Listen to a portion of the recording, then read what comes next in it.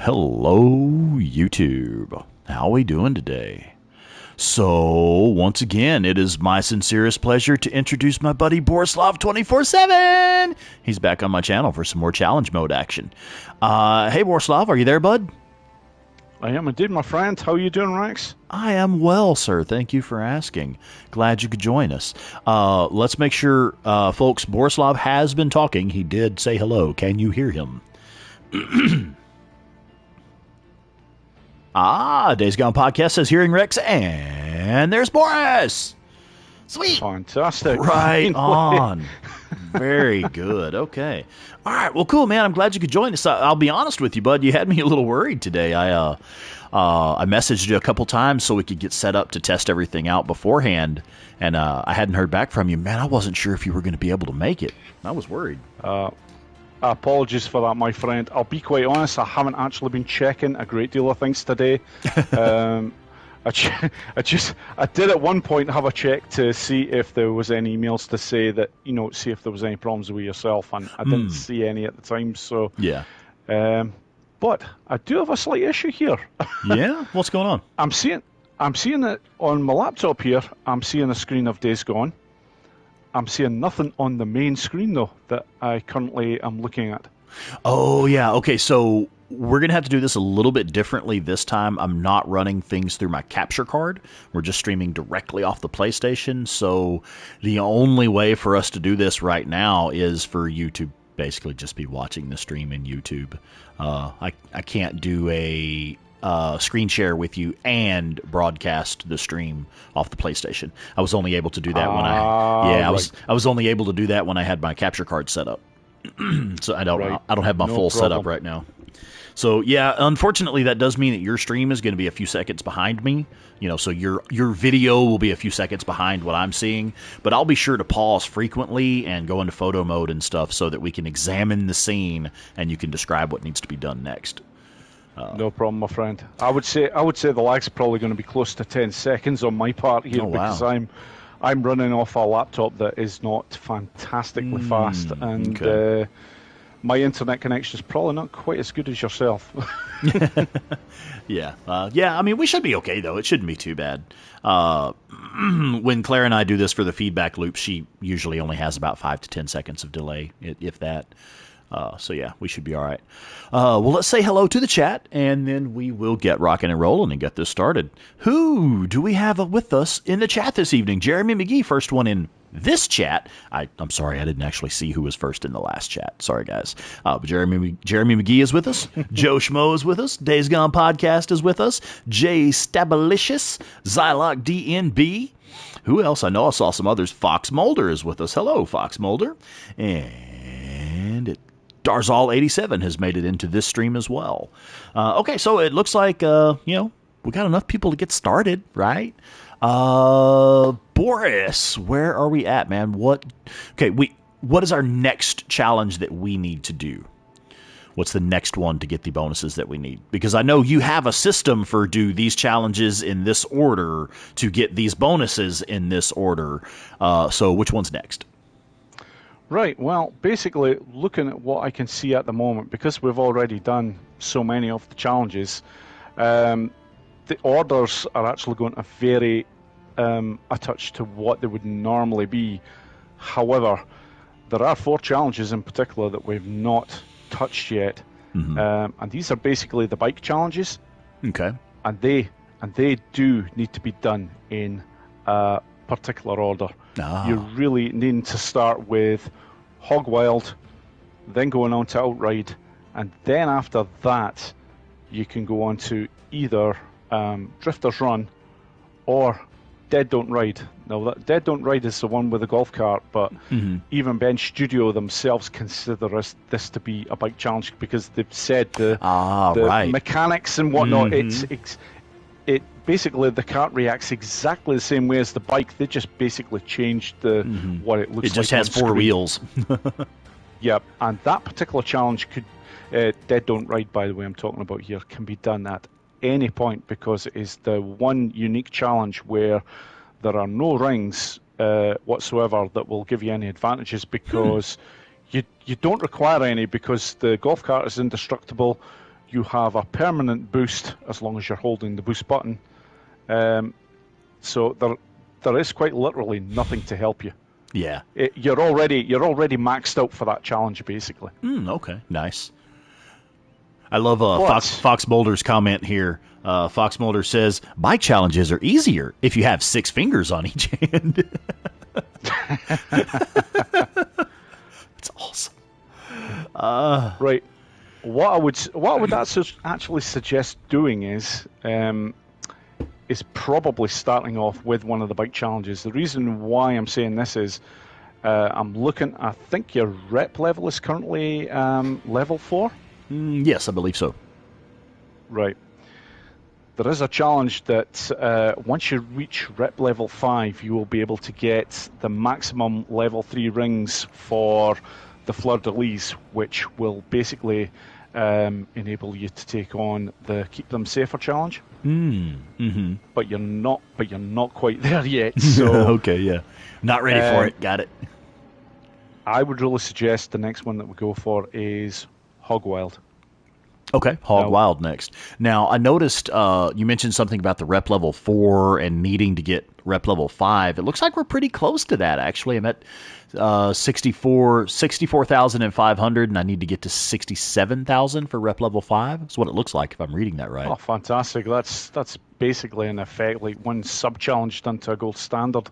Yeah. I'll be quite honest, I'm actually, on my screen here, I'm even struggling to see that. Really? I can see the big 4, but I cannot see the smaller writing. But now you should be able to up that to 1080p. You should be able to hit your playback settings and adjust the YouTube playback to 1080p and 60 frames per second. If you have not already done that, that should improve your picture quality. Oh, wait a minute. There we go. Yeah, no bloody wonder it's on as low as it gets, even if I can get 720p. Just give me one. Yeah, even second 720 here. would be better, but if you should be able to do 1080p provided you have the bandwidth. Oh my God, that's better now, Rex. No, I can see exactly what we're at. Jesus All right. Christ. See, check it out. I showed Borislav a trick. Woo! I was about to say, I know this laptop's bad, but I didn't think it was that bad. Right? Yeah. Yeah, because no, it's not. The Days Gone podcast says hers always defaults to crayons. Yeah, that was pretty much what it was looking like for myself there at that point. So, no, that's great. Yes, I can see you're at 64,500, yes, and sir. You just require 67,000 to get to that. So, and that's great. I can actually see properly now exactly what I'm looking at with the other challenges. But yeah, I think we should really go for a bike challenge just to get one of these out of the way, Rex. Okay. Now, the reason why I'm saying Hog Wild especially is because the patch that this gives when you get it to a gold standard is, in fact, it's one of your favourites for when you're playing the main Days Gone game. Yeah. It improves the bike aim accuracy by 60%. Oh, that's right. Yeah. And I'll be honest with you. I mean, aside from like the increased bullet penetration from the ambush camp rush, I believe, aside from that one, this actually is my favorite of the bonuses that you get. Just, it's a personal thing. I really hated the runners. The first time I played Days Gone, I hated the runners because I figured once you get the bike maxed out, max engine, max nitro, you should be able to outrun those fuckers. And it really pissed me off that I couldn't outrun the runners in the late game. And so I started looking for better ways to fight them from the bike. And when I unlocked this, where you gain the increased accuracy when shooting from the bike, increased range and accuracy when shooting from the bike, it made it so much easier to kill those things from the bike, especially with the SMP9. So, yeah, that's my story for why I like this bonus so well. Yeah, it's a really good one, and it's, in terms of the bike challenges, you really, if you want to do yourself any favours, you've got to be taking on Hog Wild before you attempt Outride, because one of the sub-challenges in Outride involves shooting freakers. Right. Okay. Yeah, sure. And it makes that easier. Yeah. So it's part of that process of, get this challenge first so that you can get this bonus first, then get this challenge so that you can get this bonus. And all of that is explained in your tutorial videos, right? The order to do the challenges. Yeah, indeed. Outstanding. They are indeed. So let's explain one other thing here. Days Gone Podcast is asking if we can explain what the rep level is and how that works. And apparently she's trying to bribe us with whiskey. So, and it worked. No problem. Rep level really refers to the amount of... I'll restart that. The rep level is concerning mainly the rings that you can upgrade in the challenges. When you start at rep level 1, you do unlock all the rings to a level 1 standard. However, as your rep level goes up, depending on the particular ring, you can upgrade them as time goes on. But just to make things a bit more complicated, different rings upgrade to different levels at different reps. I'll give you a perfect example. The bullets ring, which you use in a big way for the endless horde challenges, you can get that to level 2 with a rep level 3 and get it to a full level 3 if you have a rep level 4. So, for example, at the moment, right now, what you have, Rex, you can have the bullets ring at its maximum advantage. However, the fleur-de-lis, for example, that's not the case. You can still get the level 2 for its ability is set at rep level 3, but in order to get the level 3 for that ring, you need to have a rep level 5. Okay. So I know that I'm probably making it sound more complicated than what it needs to be, but that's... Well, but that's with an intimate understanding of how it works. So what we're looking at is the rep level basically controls the level at which you can upgrade your rings. So you have to have a certain rep level in order to upgrade the rings to a certain amount. And for example, some of the rings, like the fleur-de-lis, require a rep level of 5 before you can max out that ring. So yes, that's pretty much how it works. It determines, at what level you can purchase certain upgrades. You're doing a much better job of explaining it than I am, clearly. Well, it's like I was saying, you have a more intimate understanding of how it works, and I'm understanding it at a more basic level. So, and how do you increase your rep level? Claire is asking, how do you increase your rep level? Is it points based or challenges completed? It's basically to do with the sub challenges and your scores that you actually receive for doing the challenges. For example, on the screen that you're at now, you can see up the top there that it's showing rep 4,500 points of 15,000, and that's probably because you've completed one of those to a bronze standard, I would say. Yeah, I see what you're saying now. One. Yeah, up on the top left corner where it shows like my last score for this run, 52,467, it shows the rep of 4,500 of 15,000. Yeah, so, it's basically showing you how many rep points you've earned out of the potential that you can earn if you get a gold score on every sub-challenge and get a gold score for the challenge itself. Okay. That would max out to 15,000 points. I see. Okay. Okay. All right. Well, before we dive into this Hog Wild challenge here, let's say hi to a few other folks. I've seen some new names popping up. We have Etherglide with us now in this stream. We have Miss Joni Murray with us here. It's Unanimous is here. That's It's Unanimous Captures from Instagram. I saw one other. Was it Obscured by Ink? Hey, Obscured by Ink. Hello. And let's see. There was one other thing real quick. Etherglide, you did have an announcement that you wanted to make in the last stream before we shut it down. I apologize. I saw that, but didn't have time to respond to it at that time. If you would like, of course, feel free. You're absolutely welcome to put your announcement in the chat, man. No worries. And, all right, bud. Wait a minute. Days Gone Podcast drank all of my bullet rye. You drank all of the Bullet Rye, and now you're drinking up my Buffalo Trace, too? Young lady, what am I going to do with you? I'm just teasing. She actually told me she finished the bullet last night. All right. Cool. You ready to start, bud? Let's do this.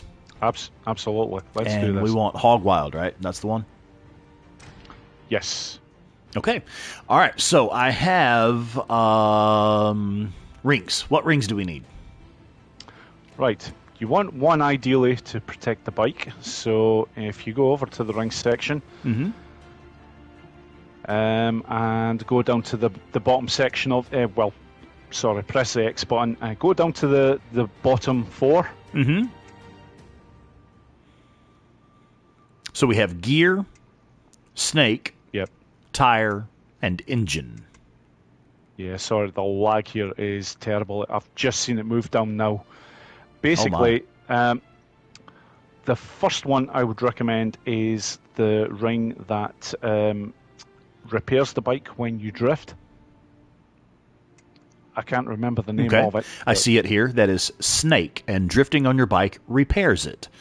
And I only have this one at level 2, I think, because we need rep level 5 to get level 3 on this ring. So there we are. Oh, I'm sorry, I forgot to say hello to Old Lady Deep Geek and Psycho Ghost Rider. Hey, what's up? Okay, so we have the snake ring, and what should we put in the second slot? The other one I would recommend is actually, it's the other ring that actually protects the bike. I know when it's fully upgraded, it's I think it's along the lines of 60% less damage when you boost. Oh my. Okay. I'm not sure what it will be at the moment because I don't think you'll have a full upgrade for this particular one. It looks like we can upgrade it. Oh, and I see Dub Rider 97 is with us as well. Hello, Dub Rider 97. You're working, but you're listening in? All right. Well, I'm glad you can hear us. At least that much. You've got that going for you. Okay, I'm going to go ahead and upgrade this. I have like 450 credits, and it says I only need 75 credits to upgrade this to level 2. Do you think it would be a good buy to go ahead and upgrade this ring to level 2 for this challenge? Yep, absolutely, Rex. Absolutely. Done. And we're going to upgrade that to level 2. And I cannot upgrade it. Oh, shit. This one can't be leveled up to level 3 until you hit rep level 6. I didn't know there was a rep level 6. There is indeed, and there is 4 rings that require rep level 6 before you can get them fully upgraded. And unfortunately, 2 of them are related to biking rings. The other 2 are Joker and Reaper. The good news is Reaper you'll probably never ever use, but Joker, that's a different story. That's a very, very handy ring for 1 or 2 of the challenges. Okay, nice. All right, so what we have equipped right now is the snake ring, which drifting on your bike repairs it. Currently, I have the ring leveled up to a point where I get 15% bike repair. And I also have the tire ring, which is bike damage is reduced while boosting. And I currently have that at a 40% damage reduction. So we don't have the best of the best, but we can't get that until we get a higher rep level. This is the best we can do for now. Okay, so what are our objectives for this challenge? What are we looking for to get a really good high score in this challenge? Right. In order to get the gold score on this particular one, there are 3 of the sub-challenges that you need to be very concerned with. One of them you don't have to bother with at all. And I'll start with the one that you don't need to worry about.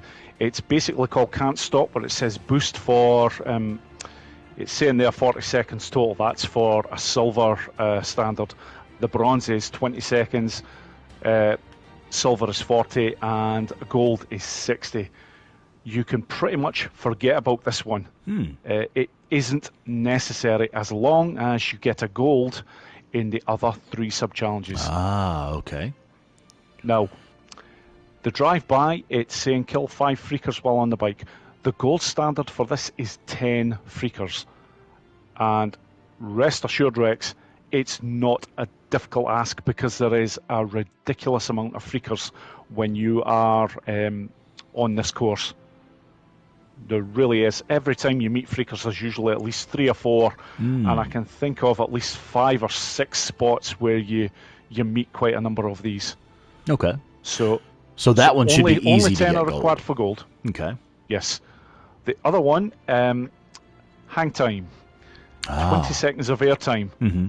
Not as bad as it sounds. It's really, if you're following the course, you pretty much take care of that, guaranteed, just by following the route that you have to take.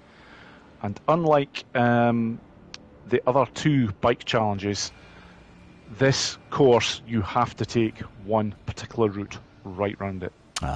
Okay. Now, the final sub-challenge, and this one, oh man, this one really pains me because there's a part of this challenge that I absolutely detest, and that is the fact that in order to get this won't stop, you basically have to make sure that the accelerator button, and that'll be your R2, you have to have that held down from the start and do not let go of it. You basically have to complete this challenge while that accelerator button is permanently pressed. Right. Okay. Now, I had seen that in a couple of tutorials. You basically have to hold the accelerator down through the whole thing, and you just kind of use like brakes and stuff to control your speed, or drifting to control your speed, basically. Yeah. You can't touch the brake button, because if you do touch the brake button, the time will start to go down. You start with 20 seconds, I think, on the top right-hand side of the screen. But okay. But you're actually right in what you just said there, my friend. The circle button is a drift button. Mm-hmm. If you tap that, it will act as a brake. Mm-hmm. If you're driving straight forward and you just press that slightly, you will feel... It'll slow you down a bit, yeah. It will slow you down a bit. Mm-hmm. Okay. So that's how we're going to be braking. We're going to be, or that's how we're going to be controlling our speed, is the red circle, which is actually a drift button and not a brake button, right? Yes. Okay. And drifts are pretty much your best friend in this, because if you because you need drifting anyway. Yeah. If you want to bring yourself to a stop at some point, you've got to be basically turning the bike right around using a drift. But even tapping the circle button will get you a significant brake on the bike. Okay. All right. So that's how we're going to be controlling our speed. We're going to hold down the right trigger, which is the accelerate button. We're going to hold that down through the entire challenge and use circle periodically to control our speed. Yes. Now, when you attempt your first run, the thing I always recommend to anyone is basically just, even if you do have a crash or so, or things don't go well, just have a run from start to finish and learn the route. Learn the map, yeah, sure. Yeah, learn the track, absolutely. I mean, that's good advice. If you do any racing games of any type, you generally have to do a couple of laps to learn the track anyway. Absolutely. Yeah. I can tell you the first time I played these bike challenges, I would always start them off, and for the first 10 to 15 minutes, I would just mess around. I would never paid any attention to any of the sub-challenges or whatnot. I would just take a look around the area and whatnot, see what my options were, and then after roughly 10 to 15 minutes, that's when I would start to get serious and then look at, right, what do I need to do? Mm-hmm. Yeah, I think I've already messed up by, let's see, okay, yeah.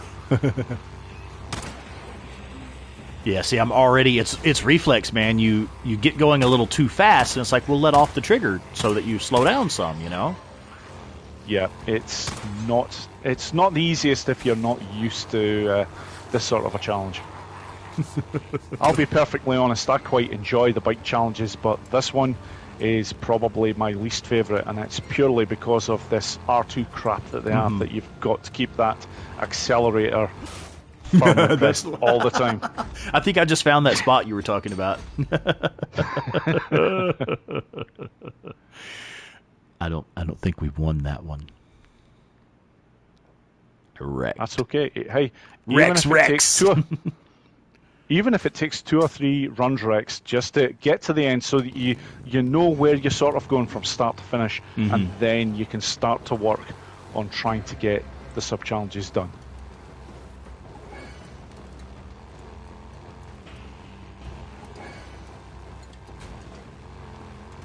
Yeah, it's hard to control your speed in that spot right there, man. Yeah, it's not easy.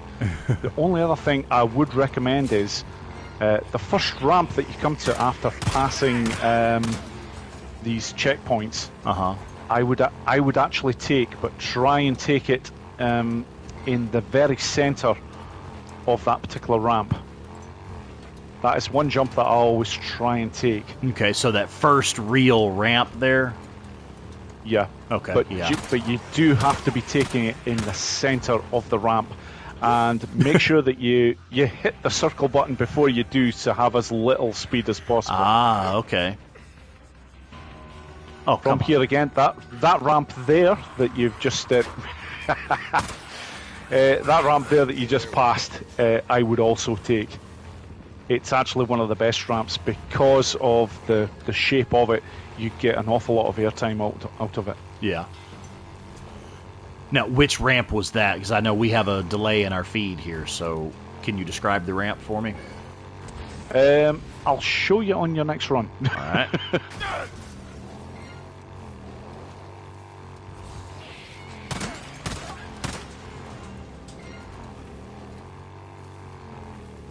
Shit. Tried to miss you one. did all right there. I tried to miss one of the checkpoints. Yeah, it's really all about just learning the route first of all, and then you can start to think about working on like getting your 10 freakers killed and your 20 seconds of airtime.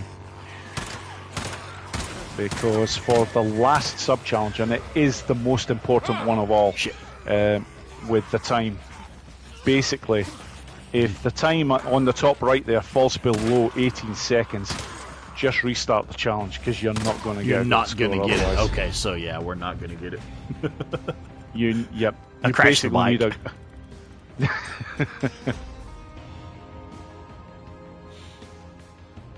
Yeah, the bike challenges really are the hardest for most people.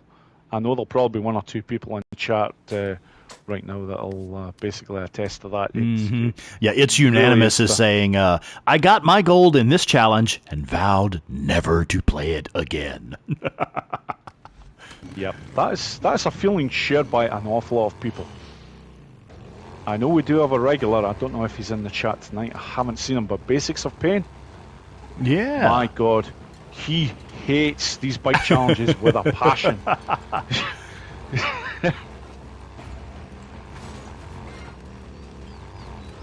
Oh, the first ramp. You were saying the very first ramp? Is that one of the ones I should be taking? Yep. The one that's coming up right now on the left here. Yeah. I don't... okay.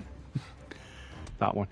It's probably... You could probably get away with not taking it, Rex. It's not essential because normally, those ramps, that ramp that you just come off on, I would never ever take those ones because they're in a really awkward spot. Okay, yeah, I noticed that's just a terrible fucking spot. But the first one, we do want that first one. Okay.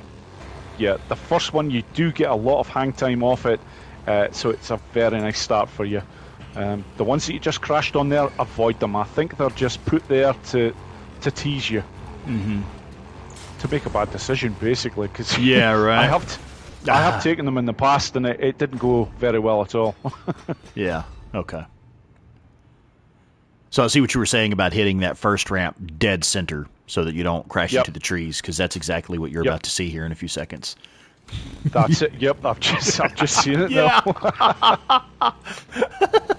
It's actually kind of funny with you having the delay. I wish that you didn't. This would be easier if you could see what I was doing real time, but it's kind of funny, though. Absolutely.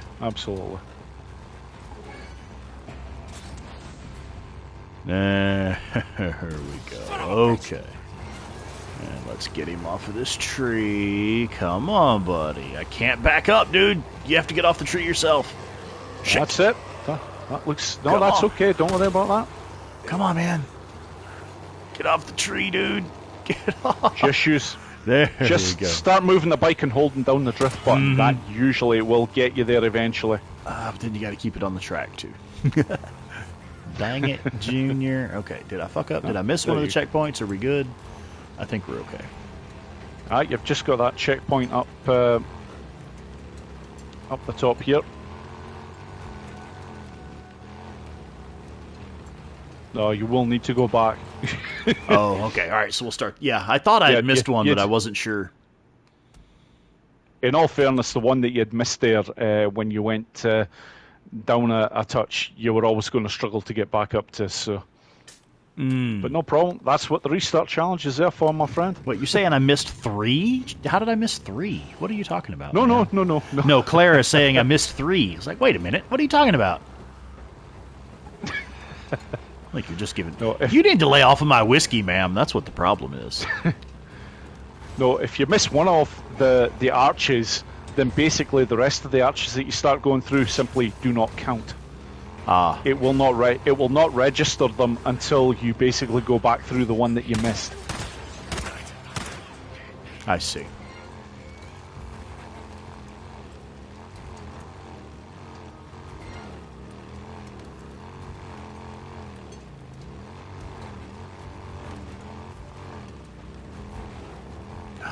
Too much drift. Calm down, killer.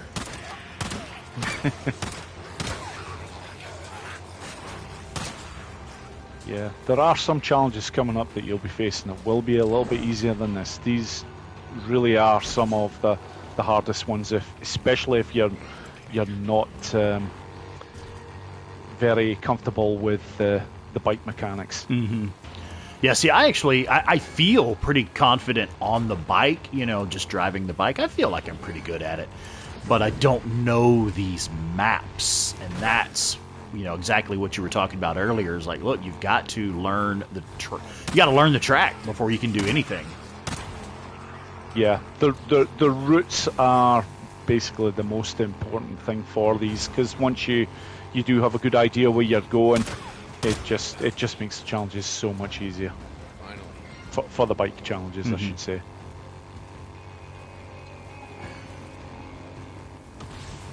Shit. This one especially, because there is only one route. You do have one or two you have actually quite a few options when you are playing Outride and Drifters Run. But this one, you have to follow a set route.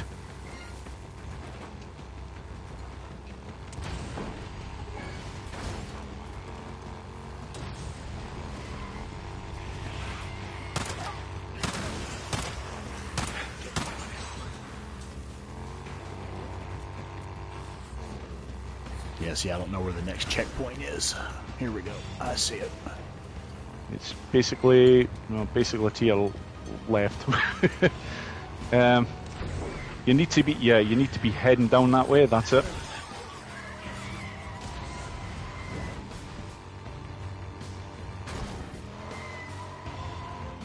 Shit, missed that ramp. Oh, that's okay. I'm just having a look at what you've currently got here. Really, just keep going with this. This is a good run, Rex. Oh, you had to say that. You had to say it, didn't you? Because now, that's your hang time complete. You've got your 20 seconds. You've got your 20 seconds with your air time. You've killed 10 freakers. If you finish this now, you're going to get gold, my friend. No shit. You're just about done. Just get this corner taken care of here.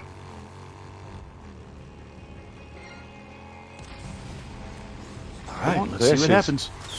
This is looking good. We got gold! Whoa, we got gold! We got gold! Good God. Yeah, I've got a 10-second delay because you're just jumping over the last jump now for me. Woo! Well, thank you, brother. Shit, you were 10 seconds behind, and you still got me gold in that motherfucker. Right on. That's fantastic, my friend. Absolutely fantastic. As Days Gone Podcast says, yeah. All right, there we go. Okay, so we got gold in this one. So what does that get for us?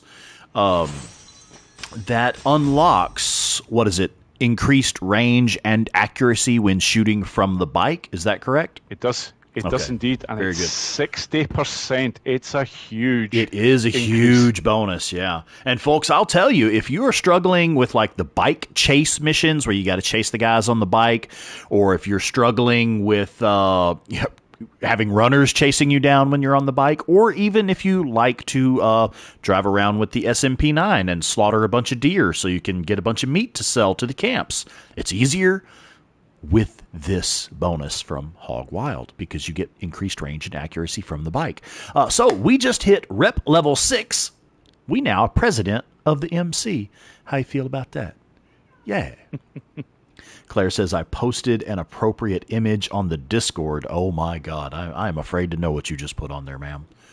Mr. 8-Ball Paul says, oh, hey, I don't think I said hi to Mr. 8-Ball Paul. Hey, bud.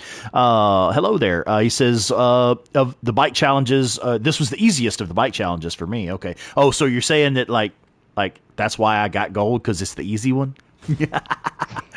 Oh, patch unlocked. Gold in sight. All right. Okay, so we can quit this challenge. We accomplished what we needed to accomplish there.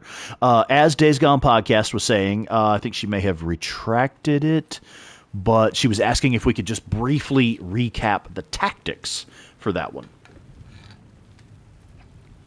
Right. Well, the tactics for that one really is all about learning the route first, and you did an amazing job there because the first time you actually finished the run, that was my first complete. Yeah, that was my first completed run. Yeah. Yeah. I always recommend to anyone, just even if you have a crash or so, just make sure you get from start to finish so that you learn where you need to be going, and then from there, just concentrate on keeping that R2 button pressed. Constantly pressed at all times, and then just look for those 10 freaker kills and the 20 seconds of airtime. And given all the ramps that are in that challenge and all the freakers that you have, those two particular sub-challenges come quite easy. It all basically comes down to making sure that time at the top right-hand side doesn't go below 18 seconds. Yeah. Okay. So if you get round without crashing it like you did, normally will guarantee you a gold score as long as you have those other two sub-challenges in place to a gold standard. Nice. Okay. All right, bud. So what's next, man? What's our next challenge for our next bonus? You have rep level 5, so now I'm going to recommend keep them safer. Oh, shit. Here we go. This is the one. Heidi! Heidi's with us. Let me say hello to Heidi real quick. Heidi says, oh no, I missed the first hour because I thought it started now. Right about now would normally be my time to start. It's okay, you haven't missed much. We had some scheduling issues at first, and then we had some technical issues. So honestly, we just finished our first challenge. You've only missed maybe 20 minutes of the actual live stream. So you're good. Hello and welcome. Glad you could make it. Yes, hello, Heidi. Yeah. So you're saying we should keep them safer next, which is the Iron Butte Horde. Is that right? It most certainly is. Oh, shit. Okay, now this is actually my favorite Horde. But I'm going to be honest, dude. I tried your method. I watched one of your tutorial videos, and I tried your method for getting gold on this one. And whatever it was, I just could not pull it off. Silver was the best I could do. And okay, shit, we're going to change that for you. Right on. I don't think I've got gold on PC either, because keep in mind, this is on my PlayStation 5 right now. I do have more gold on the challenges on PC, just I don't remember which ones. I still don't have gold on all of them. So yeah, all right. Keep them safer. What rings do I need? Right, the first one, the most important by far, is the fleur-de-lis. Okay, so we need the fleur-de-lis. Yes, essential. Okay. Shit, I don't remember. If you don't have this ring, it is, I wouldn't say it's impossible to do this challenge, but it is extremely difficult. Right, that's why I don't know what this is or what it does, because it has something to do with the crossbow. Neat. Okay, so we're going to have to use the crossbow for this one, huh? Yes. Outstanding. All right. Well, I do have enough credits to upgrade this one to level 3, the Fleur-de-Lis. So we should probably go ahead and upgrade it all the way, right? Absolutely. There we go. 100% fall off reduction. So are the bolts like fucking sniper rifle bullets now? They're very close to it. Okay, right on. Okay, the fall off on them is very, very little. Okay. But not only that, it's more the penetration bonus that you get with that ring, because it is just limited to bolts. I see. Even though you do have a +3 penetration advantage that you got from Ambush Camp Rush, that applies only to ammunition, not bolts. So that penetration bonus from Ambush Camp, that does not affect the crossbow. Exactly. Interesting. Because I know there is the skill in the skill tree, in the range skills, there's one that gives you like +1 penetration bonus. And it says specifically in the skill description, it says that it gives a penetration bonus to all ranged weapons or something. Isn't that how that is worded, Days Gone podcast? We did an episode on the skills recently, and I see you just freaking out in the chat about penetration bonus, so maybe you can answer that question for us. Sorry, I had to. But yeah, actually, if you can answer that question, doesn't it say that penetration bonus applies to all ranged weapons? Because Borislav is telling us now that the penetration bonus from the Ambush Camp Challenge does not apply to the crossbow. It only applies to firearms. Yeah, I can tell you 100% because I've actually tried playing this challenge on occasions without the fleur-de-lis. And trust me when I say that you struggle. You run out of bolts because you can't actually kill 50 of the buggers without having to go to the trees to get more supplies in order to craft more bolts. And it's a really long and arduous process. Yeah, okay. Gotcha. Joe, the answer to that question is obviously both. I mean, of course. Okay, so I have the second ring here. Which ring do I need to have equipped in the second slot? I would recommend Lionheart. Lionheart, okay. There are not a great deal of other rings that really do you a great amount of good. Now, you do have the option of possibly maybe choosing a Ram ring, which will give you a stamina boost when you climb, but there's not a ridiculous amount of climbing that you're really doing. But for me, I always normally go for Lionheart purely because I do use one or two focus cocktails when doing this run. Okay. But there's one or two things I've got to point out before you start this. Fox Mulder just pointed out the top one for me, and that's remember not to roll. That's it. He said it. It's fucking reflex, man. I cannot stop myself from rolling all the time. I'll try, but I don't know if I can. It's a tough one when you're used to doing it. I remember the first time I played this challenge, and I was screaming at the TV screen every time after doing a roll because I kept on forgetting. Like yourself, Rex, it just becomes so automatic. But you've got to, you can't do it. You do one roll and that's it. You've just lost, let's say 20. Wait a minute. If you do one roll, you've lost pretty much 45,000 points. 45,000 points, yeah, right. Oh, good Lord. So Days Gone Podcast is saying, oh, this one's easy-ish. Do you have gold in this one? I mean, I wouldn't be surprised if she does, but... Right.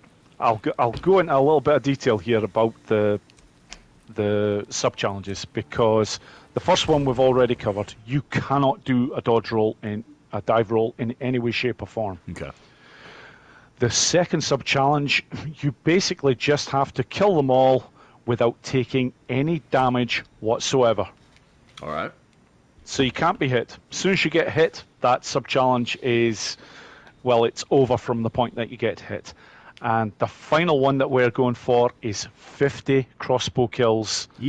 And we're going to take care of this. Well, sorry, you're going to take care of this. You can tell I'm getting into this. You're going to take care of this basically from your bike. Oh, from the bike? Wait, what? Yep. And you're going to do it in a way that you shouldn't get any freakers coming up to your position. Ah, okay.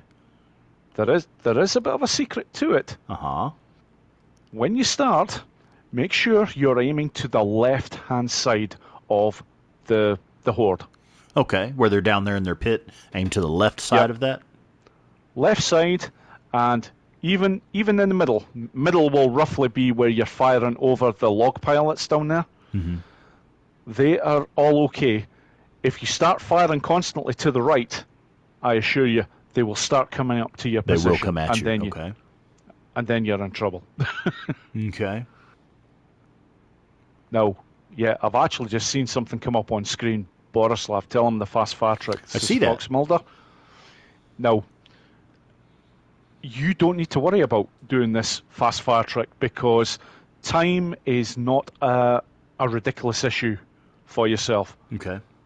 I would only recommend the fast fire trick if you're going for an extremely high score. But if you're going for an extremely high score, you have to complete all 4 sub-challenges to the gold standard. And our only goal here is to get gold. We're not necessarily trying to get top scores.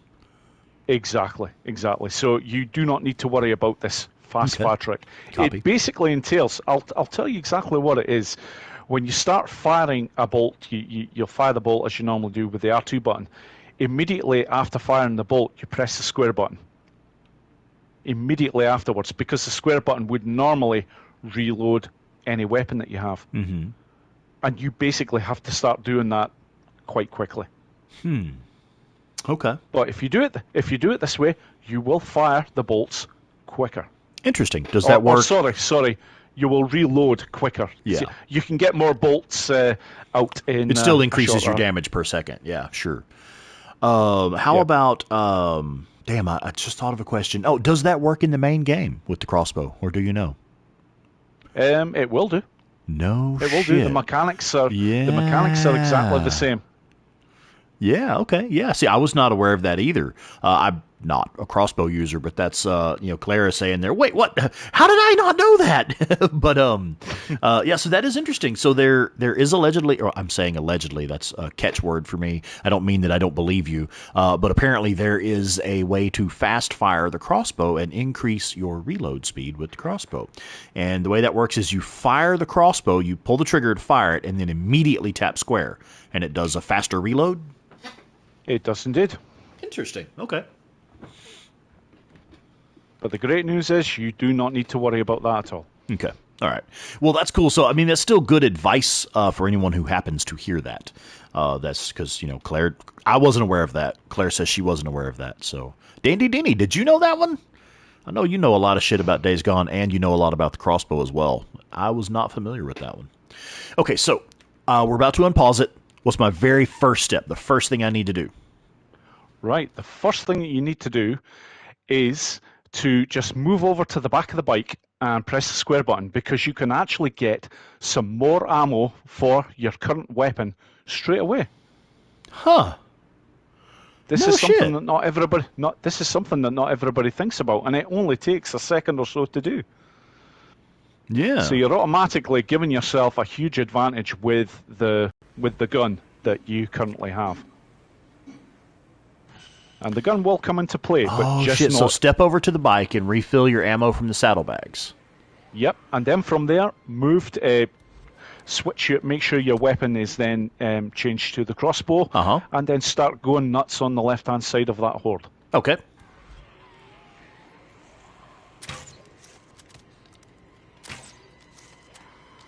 And I'm trying the fire and immediately tap square. I don't know how fast the crossbow normally shoots, so I don't know if it's any faster or not. It is a bit faster. It only really makes a huge difference when you're going for the really high scores, Rex, because then your time bonus at the end becomes important. Okay. On this run, it will not. It really won't. The only other thing I will stress while you're doing this, and you're doing a good job, just make sure, even if you start to see some of the freakers starting to run towards you, you can move back a little touch in terms of where you are situated, but keep firing the crossbow. That's important. Okay. you'll see them there. I've just seen them on screen. They started running out, then they stop. Yeah, I saw that. Yeah. Okay. Now it looks like I'm out of. I don't know. Do I craft more bolts? Do I have stuff? Yes, you can. You don't even need to go and find anything else. You have the ability to craft at least another 30 bolts, I think it is, if I remember rightly. Okay, I see. And so just keep crafting and firing. Dude, it looks like they're coming up here. They're coming up here. Yeah, they're up here. No, they're up here with me now. Oh god, I'm just seeing you actually crafting the things right now. Okay. So what we're talking about, Dandy Denny, Borislav has let us know there is a technique for fast firing the crossbow. You basically pull the trigger to fire the crossbow and then like immediately tap X, and it should do a faster reload. Yeah. I'll give you an example of just how fast you can potentially do them. I have actually taken out the 50 crossbow kills before in 33 seconds. Well, of course you have. No, actually, okay, that does kind of put it in perspective for me. But I was... yeah, there we go. I can see you doing it now. Yeah, that's... See, here they go. Okay, I see they've turned around. They're headed back down. Yeah, and when you do run out of bolts, just make sure that you just craft them quickly and then get back to firing quickly. If one or two do happen to come up, no problem. Just start running it back and taking them out as they come, and then once you've cleared them on the top section that you're currently at, then get back to the main horde again.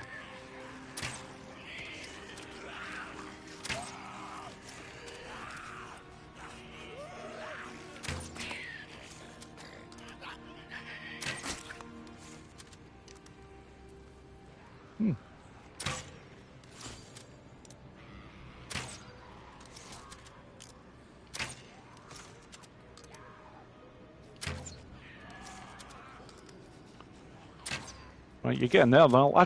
You've got the silver now on the sub-challenge for the crossbows, so I'm seeing at the moment on screen you've got another 14 kills to get, so... Okay.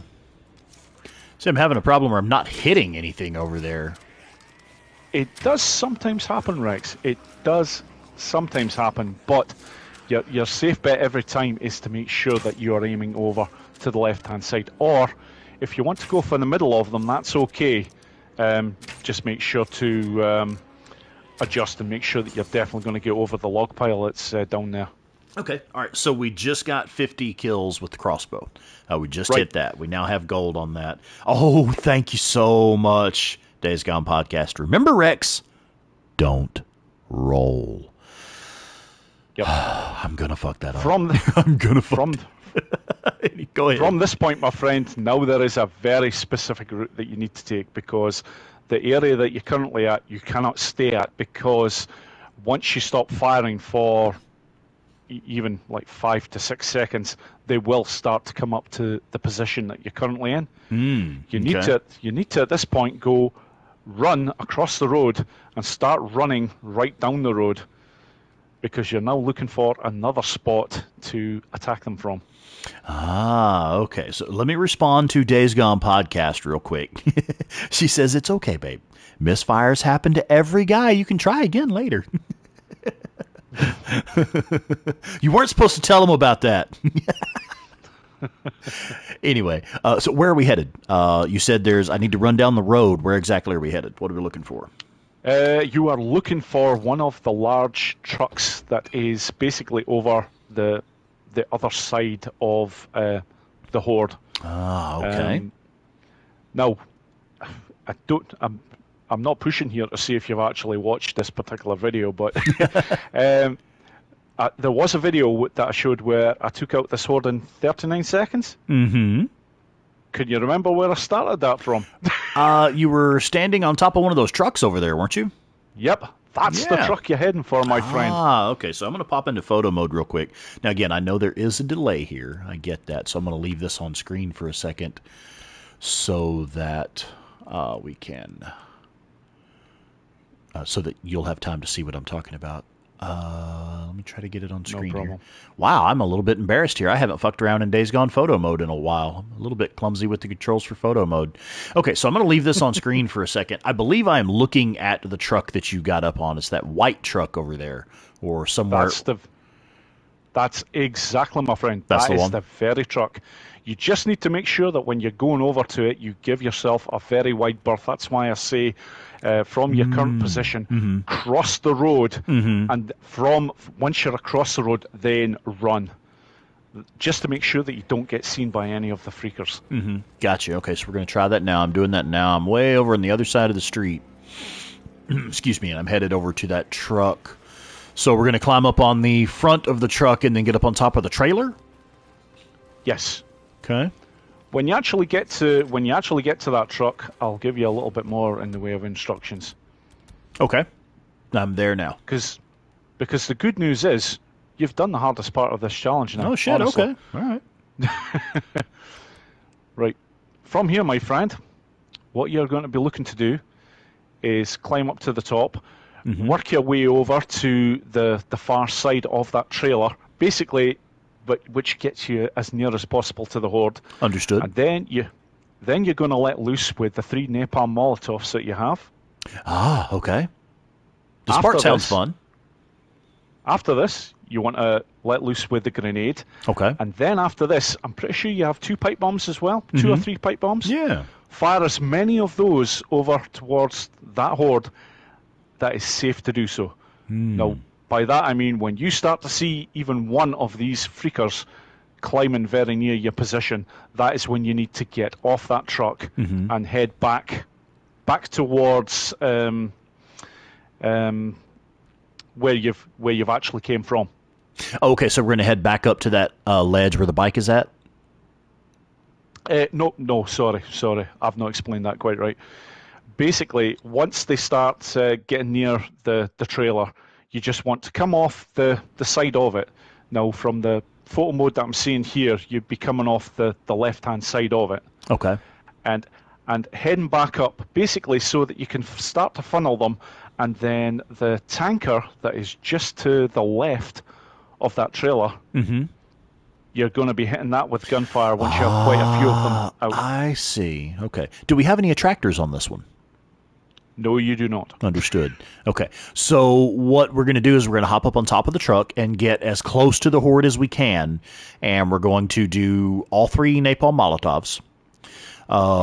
Grenades. How many grenades? All of them? I think you only have 1, Rex. Okay.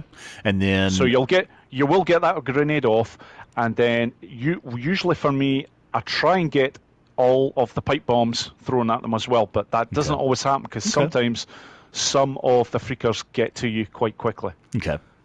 All right, so we're going to, in a hurry, we're going to get up on top of the truck as close to the Horde as we can, throw all of our napalm Molotovs, the grenades. Oh, fuck, thank you, Zylok DNB.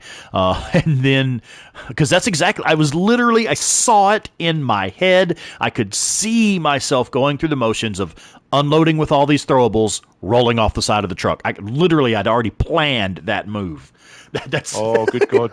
Do not do that. Thank you, Zylok. Fuck. Okay, do not roll. All right. You've done it myself, huh? All right. Let's just fucking do it. Unload with the napalm Molotovs, unload with the grenades, get as many pipe bombs off as we can as long as it's safe. Once they start moving toward us, we need to step off the side of the truck and then lead them to this explosive truck right here beside us. Yeah.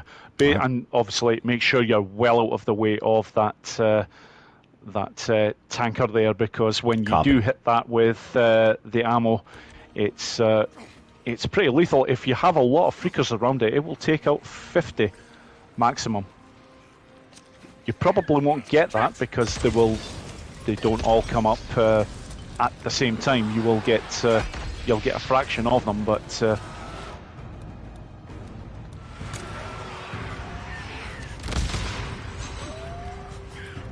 and then we're going to use gunfire on the truck?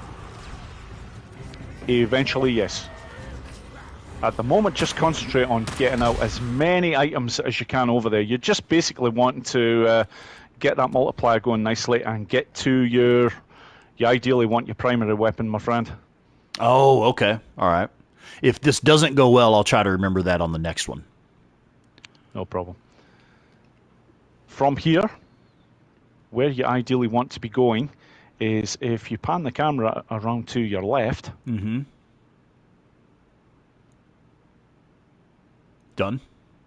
Sorry, I'm still waiting for it. No worries.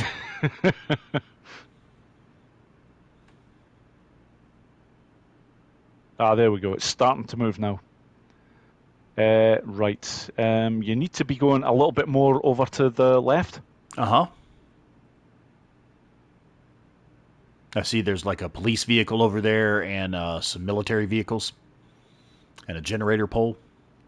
Yep. Sorry, my friend. I'm still waiting for this to move over. Yeah, man. That's a bit better. Yes. Now that's more like it. The vehicle that is basically beside the lights. You want to be climbing onto that vehicle. Huh. Okay. From the front. Now, the reason why, a very, very specific reason why you're going for that vehicle, because when you climb up it from the front and get onto the very top section of it, the only way the freakers can get to you is also via the front. Ah, so you're creating a choke point. Yeah. Okay. Yep, they Gotcha. cannot climb up. They cannot climb up the side of that vehicle in any way, shape, or form. They've got to all right. do it all by the front. So at that point, while they're doing it, you can actually even slow roll with your gun. You can go quite slowly and just pick off as many as you can. And only when you've run out of your magazine at that point, you have to reload. That is when you exit to the left of that vehicle. Okay. And then you're running towards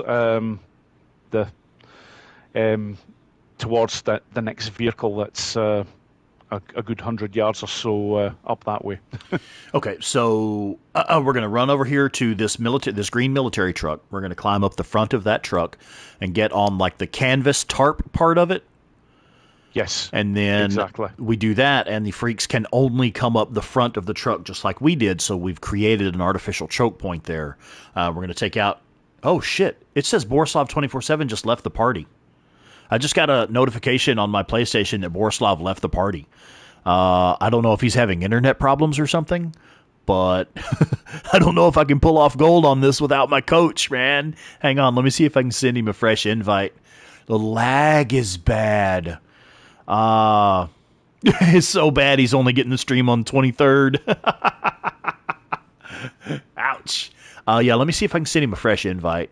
We are going to get blue screen for a second because I've got to go in the menu here and send a fresh invite.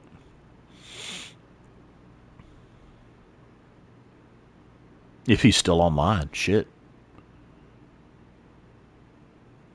Yeah, folks, Borislav247 is not online right now. Something has happened. He's lost internet connection. Damn, son. I'm sure he'll be back up in a minute. I am actually going to take this just a brief moment. I'm going to intermission real quick. I just need to top off my water. Oh, here he is. Borislav247 says, my PlayStation just knocked off. Getting it back on now. Yeah, Fox, I get it, buddy, because it actually is the 23rd for him, isn't it? I didn't think about that, but yeah. All right, I'm going to take just a second while Borislav gets his stuff turned back on. I'm going to go top off my water. I'll be right back. Why don't y'all take a moment, grab a snack, fix a drink. When Borislav gets back, we'll chat for a minute, so hopefully nobody will miss anything. All right? See y'all in just a sec. Thanks for bearing with us.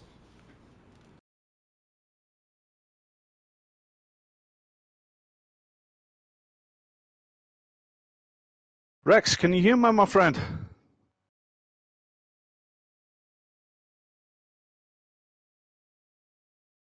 No way.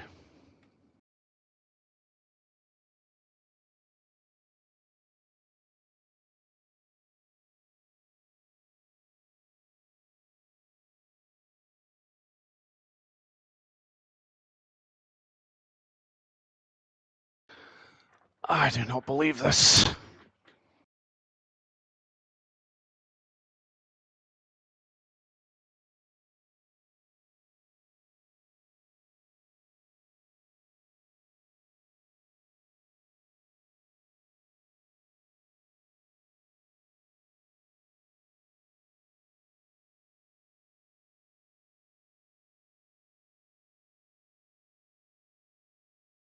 Okay, I'm back. Borislav, have you already made it back, bud? Can you hear me, my friend? I can hear you. Yes, hello. Brilliant. That's good. I will explain exactly what went on there. Unfortunately, my PlayStation all of a sudden went into rest mode. What? Oh, right, because you've basically, your PlayStation has just been sitting there running the party chat. Okay. Exactly. I see. And I never give it a second thought, and all of a sudden it's like, blink. Shit. Yep, so when it turned off, and then of course I realised, oh my bloody god, yep, that's going to be me now soundless. Yep. Yeah, because the message popped up real quick. Borislav247 has left the chat. And I was like, wait, what? He did? What? Apologies about that. Yes, folks, thankfully got it sorted now, but that's exactly what happened. My PlayStation just decided, nope, just going into rest mode now. So... But thankfully we've got sound back, so it's all good again. I think we're back and good to go. I just have to say to Zylock DNB real quick, Rex is having to drink water because Claire drank all the whiskey. Oh, Dandy Denny says, now, Boris, you know you got to wiggle the stick every now and then, right? I'll bear that in mind. I'll bear that in mind. Right.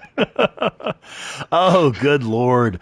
Okay. Hopefully, I had told everybody to go ahead and take a brief intermission. I was topping off my water, so I just told everybody, hey, go fix you a drink and a snack. We'll be back in a minute. No big deal. Hopefully, everyone has had a chance to make it back from their intermission.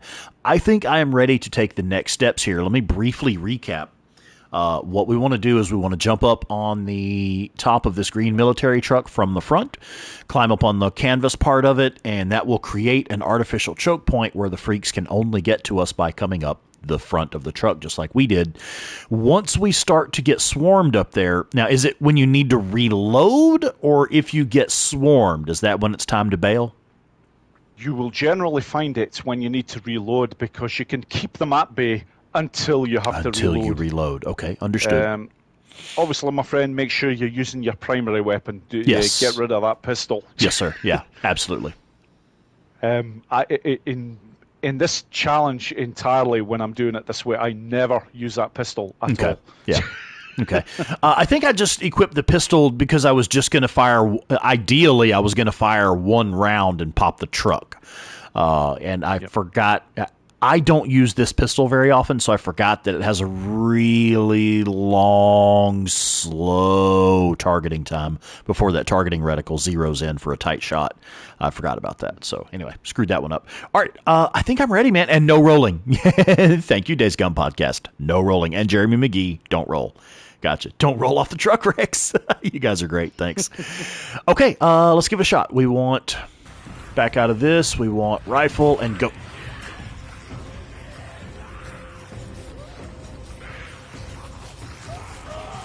Almost fell. Oh, that's it. I'm time to go. Just starting to move now. Yep. All right, now, are we basically running to... Okay, I'm going to go ahead and pause it and pop back into photo mode real quick. Are we in photo mode now? Okay, so we've stepped off of that truck. What is our next step? Well, you're actually in trouble because from the feed that I've just seen, you've taken a hit. Did I? Oh, God, I bet I did, didn't I? Fuck. You did. You took I a see slap, Zylock there says got hit, yeah. Okay, so we basically need to start over, don't we? Well, you could finish off this run and just see where you are points-wise. Mm-hmm. I don't think you will have enough to do it now to gold, but it will give you a good idea of where... If I just go through the next parts... Then when you do your next run, we'll be ready for it. Pretty much, you'll know exactly what you need to be doing. Yeah, what I think Zylock's right. What I would normally be doing is... I'm sorry? Sorry, my friend. When you're... The vehicle that I can see here, the overturned truck here that you're coming up to, when you get near the front of the truck, what I would do is make sure to have a focus cocktail armed, and then slow things down and take out as many of the freakers as you can. Sure. Once you have used up that magazine, you would then start turning, and while you're reloading, just be aware that you're approaching a fuel tanker. At that point, you just make sure you're past that fuel tanker, and then when the rest of the Horde finally catch up to you, then you would one shot to the fuel tanker, and then you'd just keep running forward again, just to give yourself some distance. Okay. All right. So we're going to use this military truck just like we did, similar to how we did this time, but we're going to pop a focus cocktail first, get up there, start firing, run the magazine empty. You don't need to climb on this particular one. The only thing that I ever use that truck for is to actually just use it as a gauge for when I'm going to start firing. The reason why is because I like to make sure that I'm at the front of that truck, because when I start to turn around and fire, I want to make sure that when I've used up all the bullets and I start to run again towards the fuel tanker, which comes up next, that I'm not going to hit anything that might be in my way. Okay. I can tell you from experience, I've had times tried to use the gun a bit earlier, and then when I've been turning around quickly and while reloading, I've lodged myself against something. Yeah. And basically the Horde have caught me. So I always feel that if I get to the front end of that truck that you're heading towards right now, then I can. You can turn around, have the confidence to just hit as many as you can, and you know that when your magazine runs out, when you turn around, you're definitely not going to be hitting anything. Okay. All right. So that's around the front of this blue truck that the trailer is flipped over on its side? Yep. Okay. Yep. Basically, when you're by the door, that's roughly the spot where I would be just letting loose on the freakers. Okay. And don't roll. And then we're going to head them over, and then we're going to head them over to that green tanker truck and try to explode the last of them with that tanker truck. Was that right? Yes, you'll get a good majority of them. After that, you will actually see as you move further down that there are also another couple of explosives. There's an explosive crate that you can use, and there is also an explosive barrel beside a bunch of tree logs.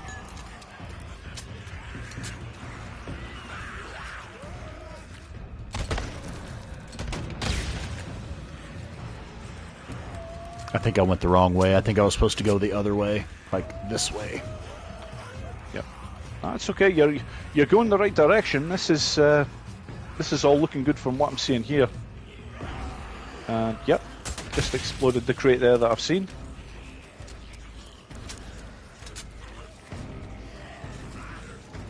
There is a barrel that you didn't use there that I would recommend that you do on your next run, my friend. Okay, and that's the one.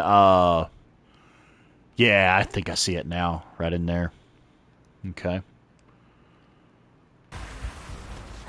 Okay, now from here, what would we want to do from here? I've exhausted everything that's nearby. Just keep running them around?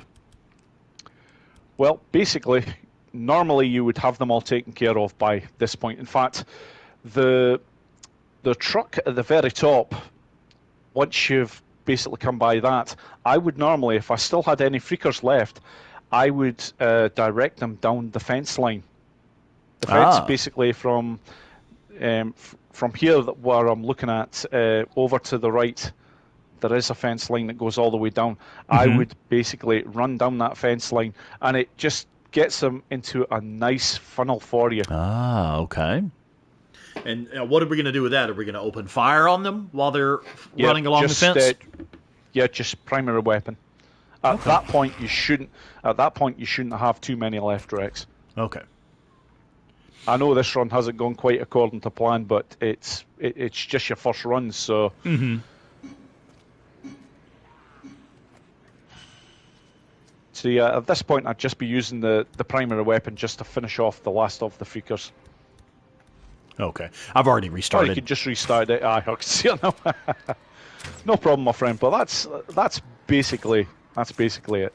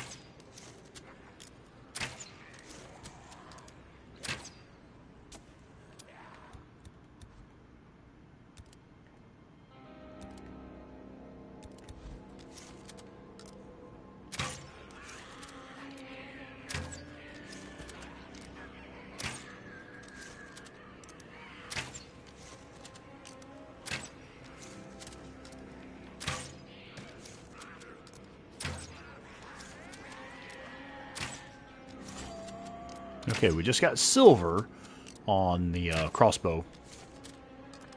We're at 37 of 50. 40 of 50.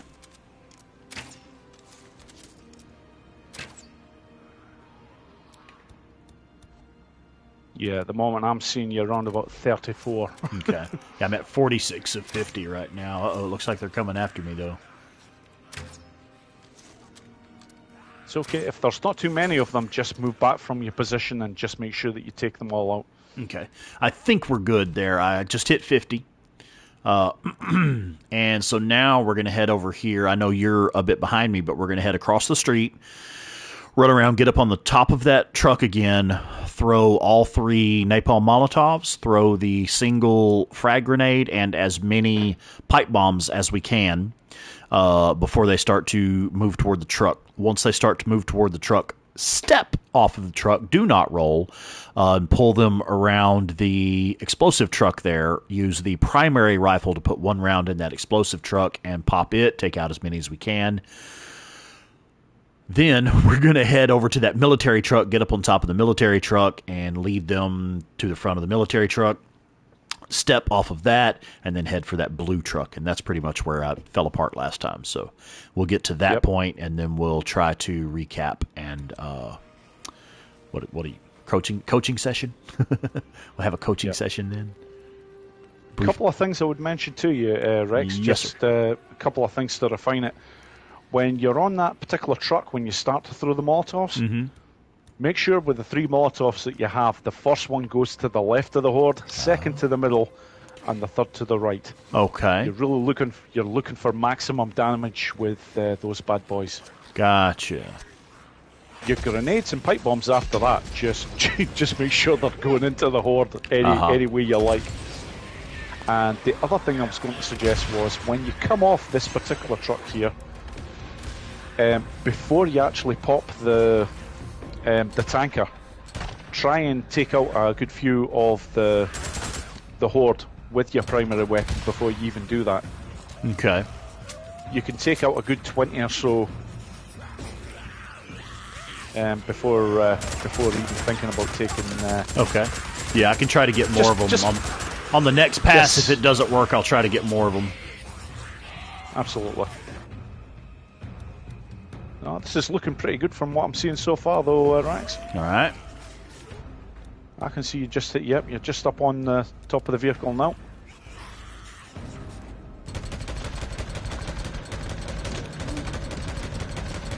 That's it. So far, so good.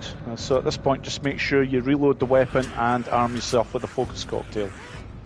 Okay.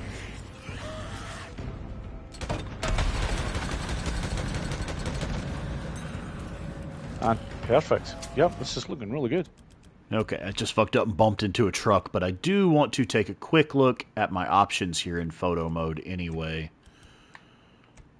Okay, this side of the map, I actually don't know that well. I don't really use this side of it much during my runs when I do this. I could use this log pile over here if that helps. Or should I take another route? I'll leave it paused for a sec so you can catch up.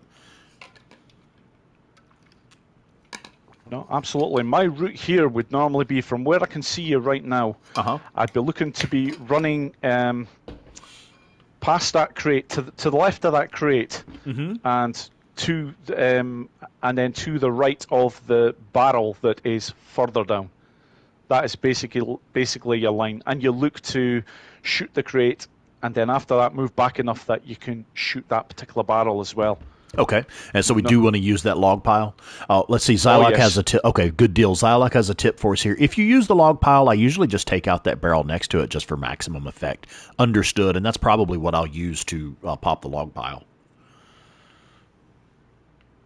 Absolutely. Oh, yeah, okay. Days Gone Podcast is saying +1 for that log pile, one of her favorite spots. Okay. All right, I'm going to come out of photo mode. How close is the Horde? We've got a little bit of room. Little breathing room there. So I'm going to go around the left of the truck. I'm going to use this box and this barrel and that log pile. From there, what is the correct route to go? After I pop that log pile, do I want to cut in toward these other military vehicles and stuff over the other way? No. I would just at this point you should be you'll be up over by that truck over yonder there. You really want to be looking for the fence line. That's around, right, the fence. That's okay. just a bit beyond. The fence, yeah. I apologize. I recall now you just told me a second ago that we're going to use that fence to get them grouped up. Okay, so here's what we're doing. We're going to cut left and try to use this box and this log pile, and then we're going to try to run them over to the fence. That is our next objective. And I just fucked that up already.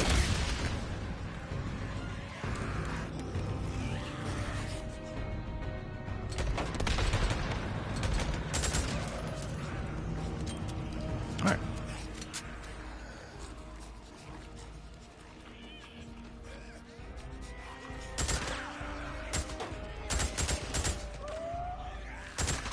Looks like we've got most of them. That's it. And we got gold! We got gold! Woo! I'm still looking, but I'm assuming your score will be around 180,000. 171. Oh, 171. That's still not too bad at all. The gold score is 165,000. So we just barely cleared that motherfucker, didn't we? Oh, hey, it doesn't matter. You got it done, my friend. Yeah, fantastic. Gold. Yeah. Oh, yes. I'm seeing it just come up on screen now. Okay. Yeah. 171628. Yeah. So that was actually a bit like toward the end there when it was just like, what, like 5 or 6 of them left. I was like, okay, I guess we just shoot these guys now. Oh, hey, I believe I'm sorry, one sec, buddy. I believe I failed to say hello to Miranda Saturn. I see you in the chat now. Hello, ma'am. Hello and welcome. Days Gone Podcast says she double-checked and she has silver on this one. So you'll have to try it again. Maybe this video will help you out, huh? Okay, so cool. All right, it is... I have 8:40 my time. I've been on for about an hour and 40 minutes.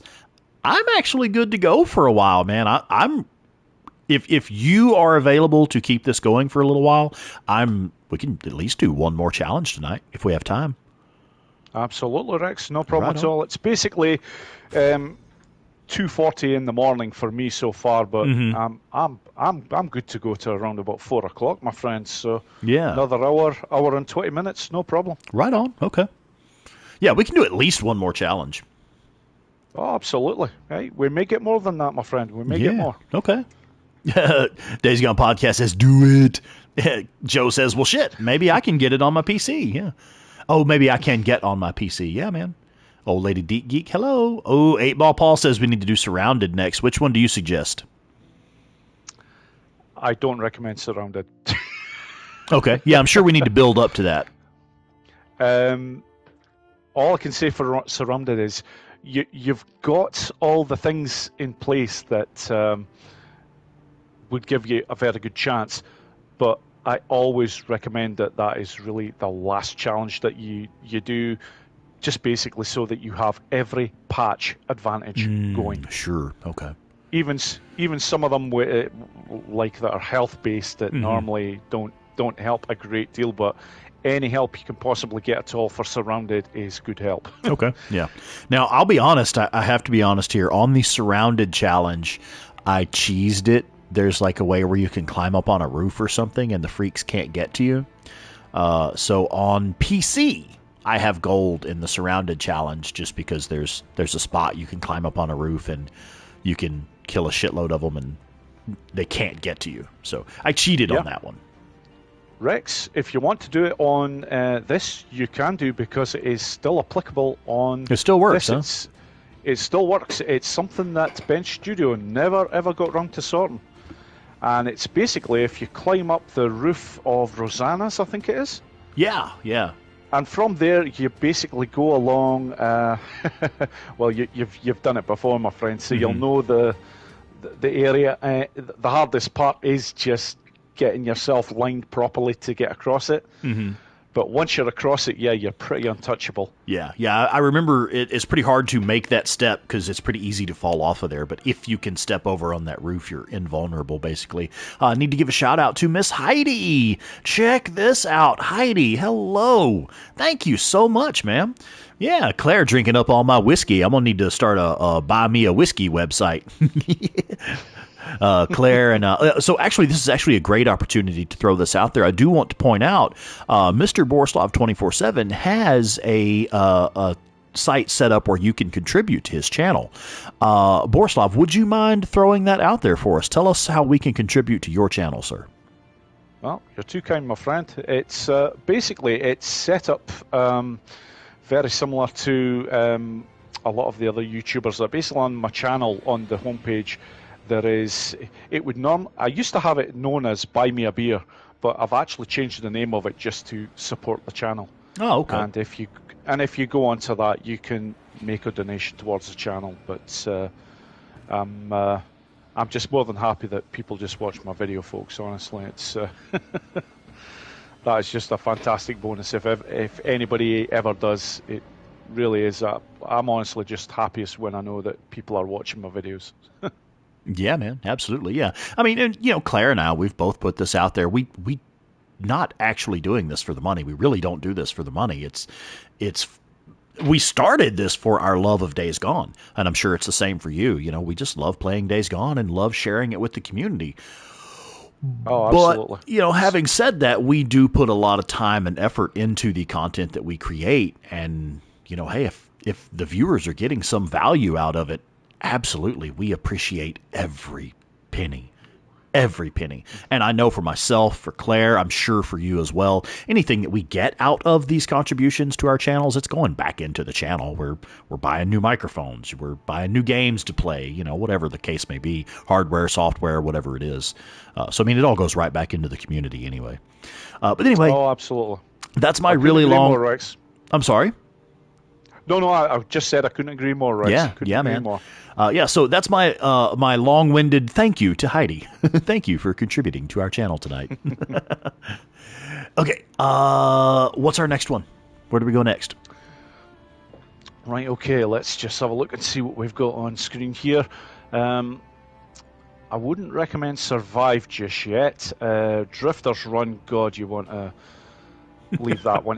It has no advantages whatsoever. In fact, I think it's pretty much the worst in terms of the patch. It's pretty much god awful. In fact, I'm just trying to think of the one for Drifter's Run is the sodden patch that allows your bike to refuel a bit quicker.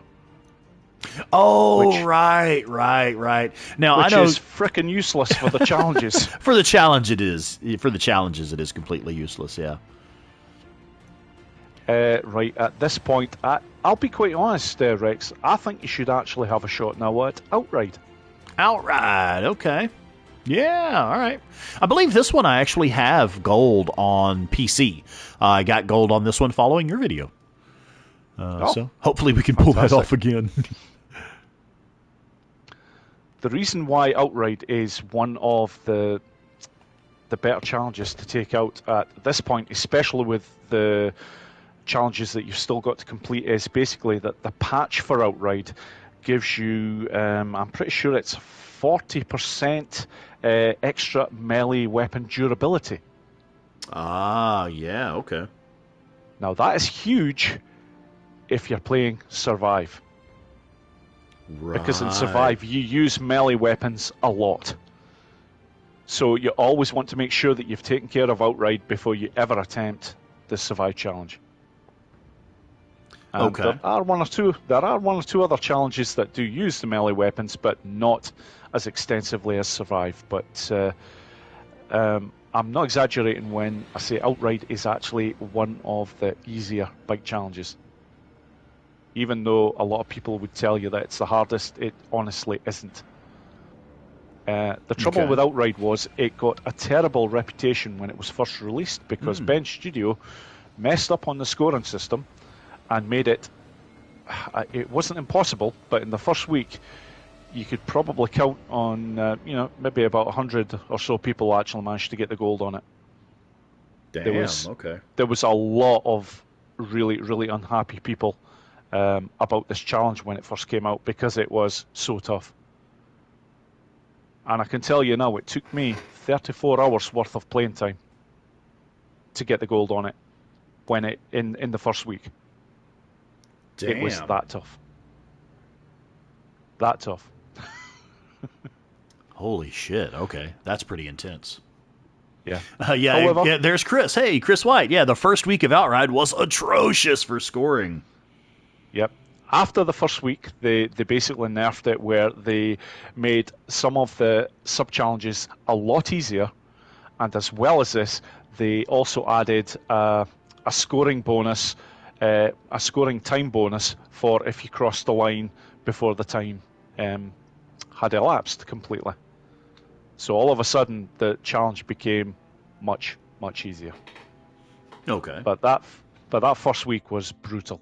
It was really that bad.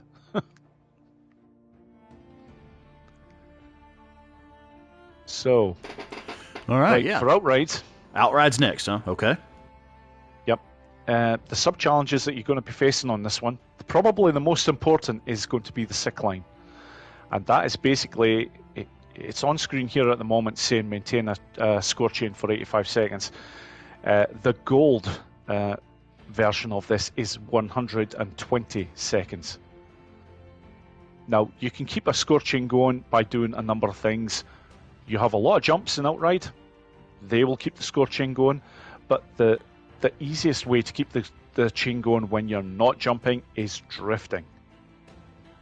And the beauty of this challenge is there are a lot of areas where it's quite wide, where you can do your drifting quite easily. Mm-hmm. So it doesn't become a huge problem. Your route is definitely important, but I am going to show you a route that is probably the easiest to take. Because there are one or two jumps that if you're going for are exceptionally difficult if you're doing them in the wrong way. Okay. But one in particular, I will basically steer you towards avoiding because it's a particular. In fact, it's the ramp that actually jumps over the Horde that is on this particular challenge. This particular ramp you don't actually need to take. Yeah. Now, okay. Now, I can see you're on the rings page here. So, the rings again. My two go-to rings for this are the first one that allows you to repair the bike when drifting. Got it. I think it's Snake. Oh, hey, we can upgrade this now too. Oh, fantastic! I believe it's maxed out now, level 3. Okay, Super. so we have Snake equipped, and what's our next one? The other one I'm pretty sure is on the bottom right-hand side of the screen. Can't remember what the name of it is. Airtime on your bike restores nitro? That's the one. Okay. Hey, we can upgrade that one as well, too. Yep, that's very important because you go over a lot of jumps over the course of this challenge. So the fact that it restores some of your nitros is fantastic. Yeah, okay, cool. All right, so we have the 2 rings equipped. We have Engine, which is airtime on your bike restores nitro, and we have the other one, which is Snake, now we do have the Snake equipped. Snake is drifting on your bike, repairs it, so we're going to be doing a lot of airtime, and we're going to be doing a lot of drifting as well, so let's do it. Absolutely. Now, as before, Rex, when you were doing the Hogwell challenge, the first thing I always recommend is basically to do a run just to basically complete it from start to finish. But obviously, as we're doing this run, I'll show you the parts where you want to be doing it maybe slightly differently to what some other people would. Okay. Just in a way that makes it a bit easier. Because there is one section of this course that if you do it in a certain way, it really does take the hassle and pressure off you because it's far easier to do.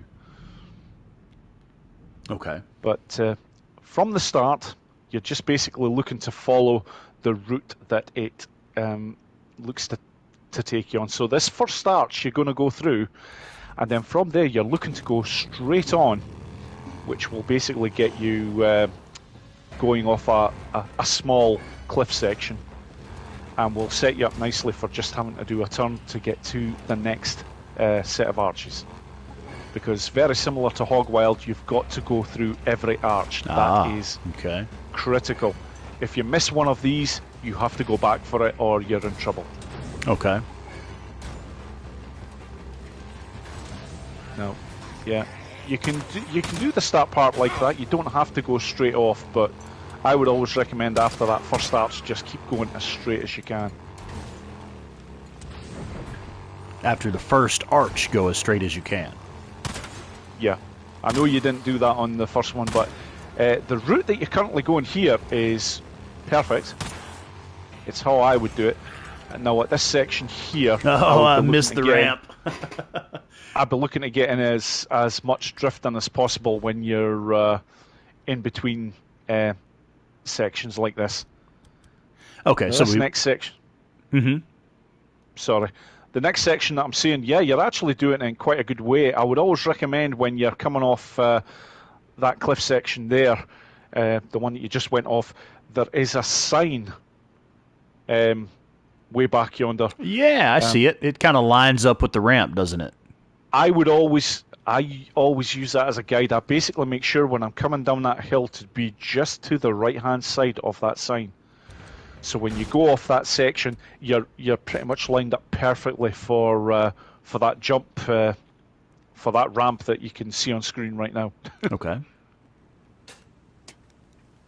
Now, one thing I'm not clear on, I don't have a clear image in mind of, you mentioned you want to go straight near the start. I don't know exactly what part we're talking about. So I've just started here, and I'm at like the second arch. I'm just about to go through the second arch. Right. It's basically from the very start here. You quite literally go through the first arch. You don't deviate with the bike at all. You basically go through the gap in the trees. Okay, I see. It just saves you a bit of time, and it actually sets you up really nicely for the second arch, because when you land, all you're having to do is to make a nice wee drift to the left. Yeah. In order to make the second arch. Okay. I know it's not easy when I'm trying to explain it, Rex. It's you do not have an easy job here, my friend. I see, and then a drift to the left at the first arch, or second arch, rather. Yeah. It just makes for a nice, quick start section to it. Yeah, I like it. It does. I mean, it only takes, what, a fraction of a second off or something, but it does save time. Yeah, perfect. From what I've seen there, that's it. That's how you start. This next point, yeah, if you just make sure to avoid the water. From there, you're looking to just line the bike up nicely to get over that next arch, and then you're looking for, the ramp that you're going over now that I can see. And once you're over that ramp, start working on drifting.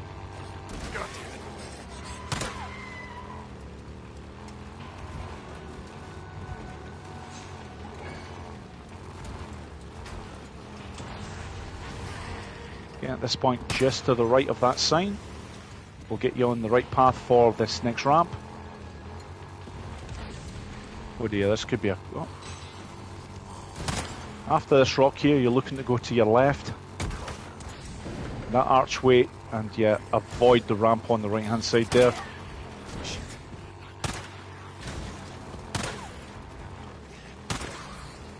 Yep, the only mistake I've seen you've made there, you've actually missed an arch, Rex. Oh, did I? You did. Damn, how do I miss that? Arches. Yep, all these other arches now will not matter. You can see them. Okay. They're not coloured.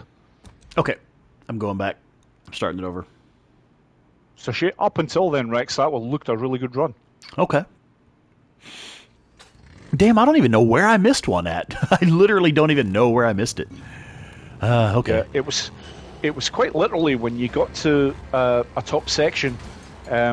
There was a ramp right in front of you, but you didn't go over it. You went to the left. Ah. Basically, if you had taken that ramp, it would have taken you right into the next arch. I see. Well, of course it would have been perfect had I done it right. Yeah.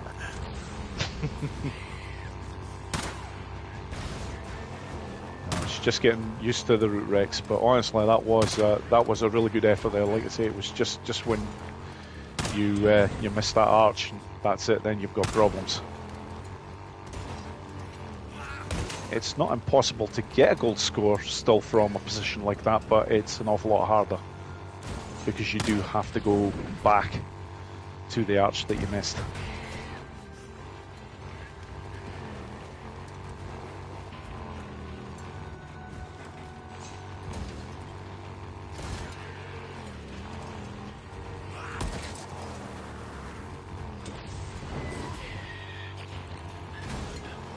I think I've missed another one. Where the hell am I missing it at? Yeah, watch for a sec. Did I miss one? No, at the moment we're still you good? haven't. At the oh, no, you've missed one. That's God damn it! Where did I miss it at? I literally did not even see one that I was supposed to be looking for. You just went to the left of this particular arch and it didn't register it. Ah, that's what it was. Okay. Yep. I thought it actually chimed. Okay. Shit.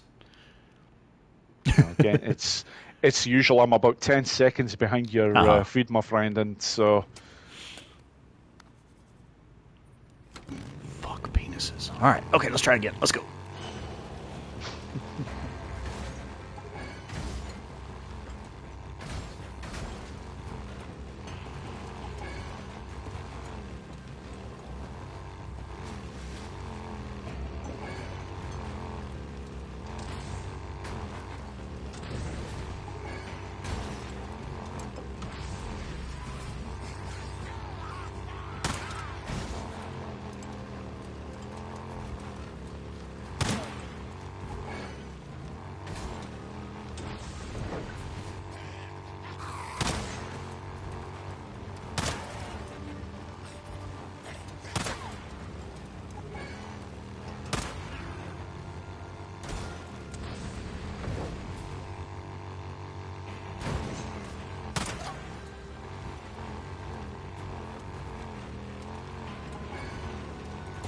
Okay, I think I got the one.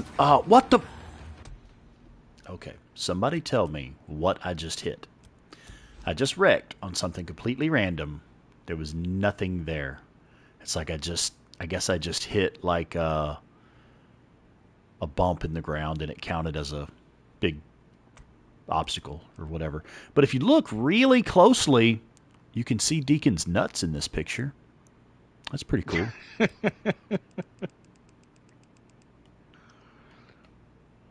There we go. Yeah, if you look really closely, you can see Deacon's nuts.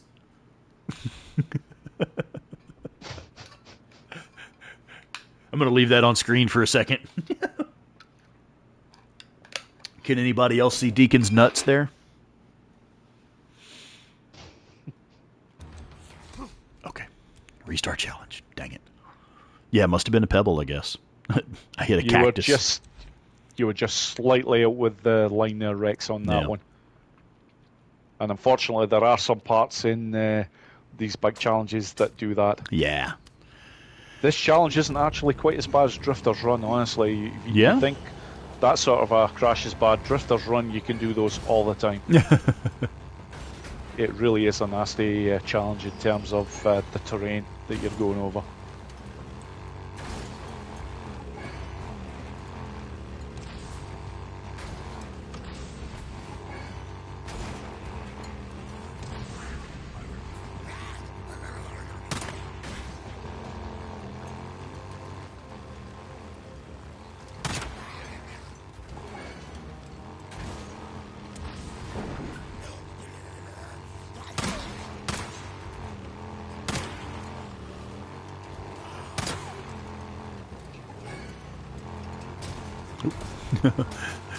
I guess hitting the sign is one way to line up with it.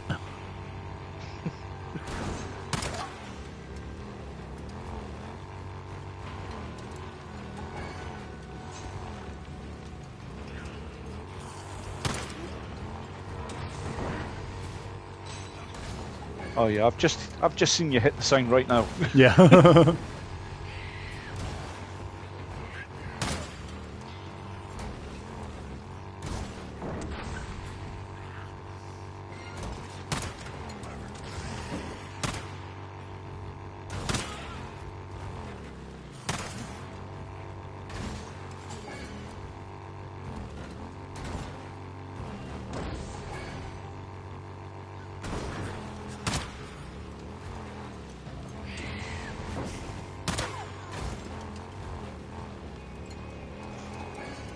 Yeah, from what I can see so far, Rex, you're doing a cracking job.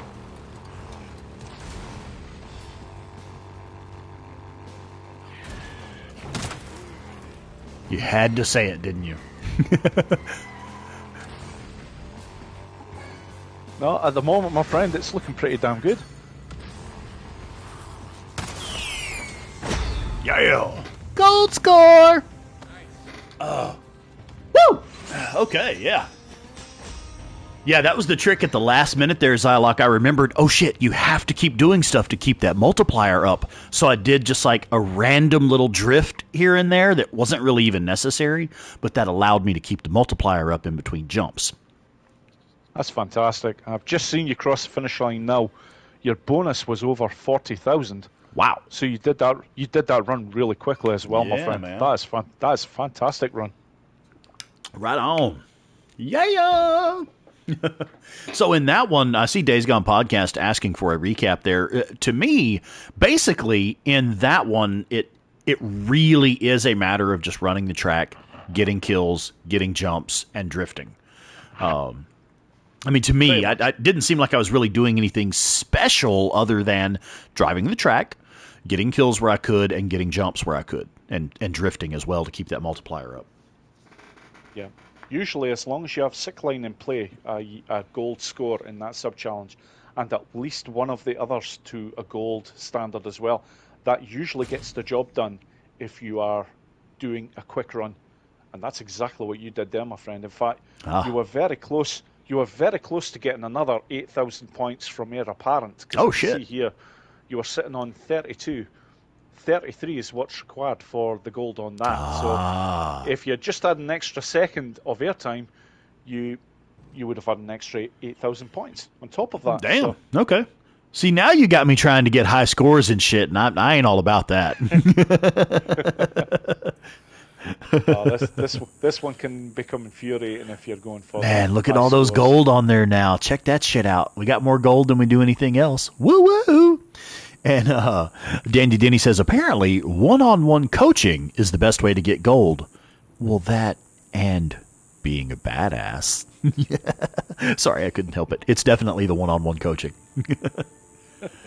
Okay, that went fairly smoothly. I have time to try one more. What do we want to do next? Okay. The one I would recommend now is, and it's my least favourite. Oh, shit. But I'm not playing it, so it's okay. No. He says it's not my fucking problem, so we're going to have a blast. Some people actually really like this challenge. I don't. I frickin' detest it. I mean, I'm well known for just... I really like 11 of the challenges, but this particular one, I just don't. Because it just... I never really seen the point of it. A lot of these challenges all relate to a part of the game, albeit they're testing you in the worst possible way or the hardest possible way. But this particular challenge, the first time I played it, I was just like, what the fuck? And that is Dead Before Daylight. Dead Before Daylight. You're stuck in a house, and you've got freakers coming in. Ah, this one. Is this the one where the Growler is upstairs? It most certainly is. Do you use the Growler in your technique? Yes. Rex, you have to use the Growler at some point on this because it is part of one of the sub-challenges. Ah, okay. Because it was the very first time they ever introduced this weapon in Days Gone, they made very clear that they're basically saying to everybody, you've got to use this or you're going to struggle to get a gold score. Ah, I see. One of the challenges Yep, it's obliterate. Yep, you need 100 Growler kills. Ah, okay, understood. Now, see, Jay Stabby is asking, where are we even at for this challenge? I don't actually recognize the location, she says. I had always assumed it was somewhere outside of Hot Springs Camp, like in one of the houses around Hot Springs Camp or something. Is that not right? That is absolutely spot on, Rex.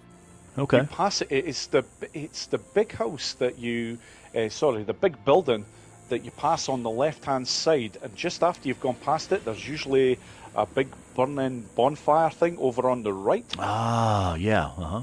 And then after that, you're basically heading over to see that old bitch Ada Tucker. I don't like her very much. Clearly, yeah. But yes, that big building basically that you pass, that is where this is located. That's what I was thinking, yeah. Okay, so what rings do we want for this one? Right. The first ring that you want ideally is Joker. I see it. Okay, sliding picks up any items within a certain distance from you. And I currently have it, I need to hit rep level 6 before I can max, I need to hit rep level 6 before I can upgrade this ring. So, but we do have it equipped. What is our next one? Your next one, you ideally want, in fact, no, essential actually for this one is Lionheart. Because one of the sub-challenges involves you getting so many kills while in focus mode. I see. Okay. So having that particular ring active is of huge help. Okay, sweet. Especially as when you pick up certain items in this house, you can actually craft some focus cocktails. I can't remember how many you actually get at the start, but I know you can craft more. Okay, cool. All right, well, we have our rings equipped. Right, now, there is actually a very set way of going about doing this. Okay. The easiest way possible. And the good news here is that the game, when you actually start this challenge, it actually gives you screen prompts that help you. Oh, okay. Because basically there are 5 waves of freakers that are going to come into the house. And the challenge tells you every time when they're coming in. Ah, okay. The very start of this challenge, you're basically looking to get as many items as possible from the screen that I'm looking at here. Basically, you start looking straight away to your right-hand side because there will be an IDF pop that you want to pick up. And then you want to pick up as many items that are nearby there as possible. Okay, so photo mode is being a bit weird. It's not letting me pan the camera around. I see what you're talking about. Directly to my right on the mantle over here by the fireplace, there is a IDF pup. Yes. So we want that IDF pup. You want that, and you want as many items that are basically nearby that area, because there is some on the other side of that. Well, basically, there's a wall there beside the mantle. On the other side of that wall, there is also a number of other items. And then if you go into the next room, there is also some more items that you can collect. Once you have these, you want to come back into the room that you're currently in. There we go. And then you want to be over to the far left-hand side. Because that door that you can see in front of you over there, that is where all the freakers are going to come in at the start. Albeit you will get, I think you get about 5 or 6 that actually approach from the right-hand side as well. But the majority of them after that, they all come through that one door. Okay. All right, so we're going to start, and I see now Zylot gave the tip of letting this challenge actually start and then going into photo mode so that we can move the camera around. That did work. So I have camera movement now. Hang on one sec. Let me change the aperture so we can have focus all the way around. Okay, so we have the IDF pup right here. We want to step over there and grab that. Where are we going from there? What are our next steps after grabbing this IDF pup? You want to grab as many items as you can get that are nearby. Okay. So I mean, is there a particular route that you use? Generally, no. I generally take the items from that particular area because you've got the IDF pop. Then to the right of that, there is a table where there is a number of cocktails. I see it. Right there. You want those. Then you want to go around to the other side of the wall where the IDF pop is. I see. And there is more items okay. around there. Yes, sir. I see it. Okay. Quite a few.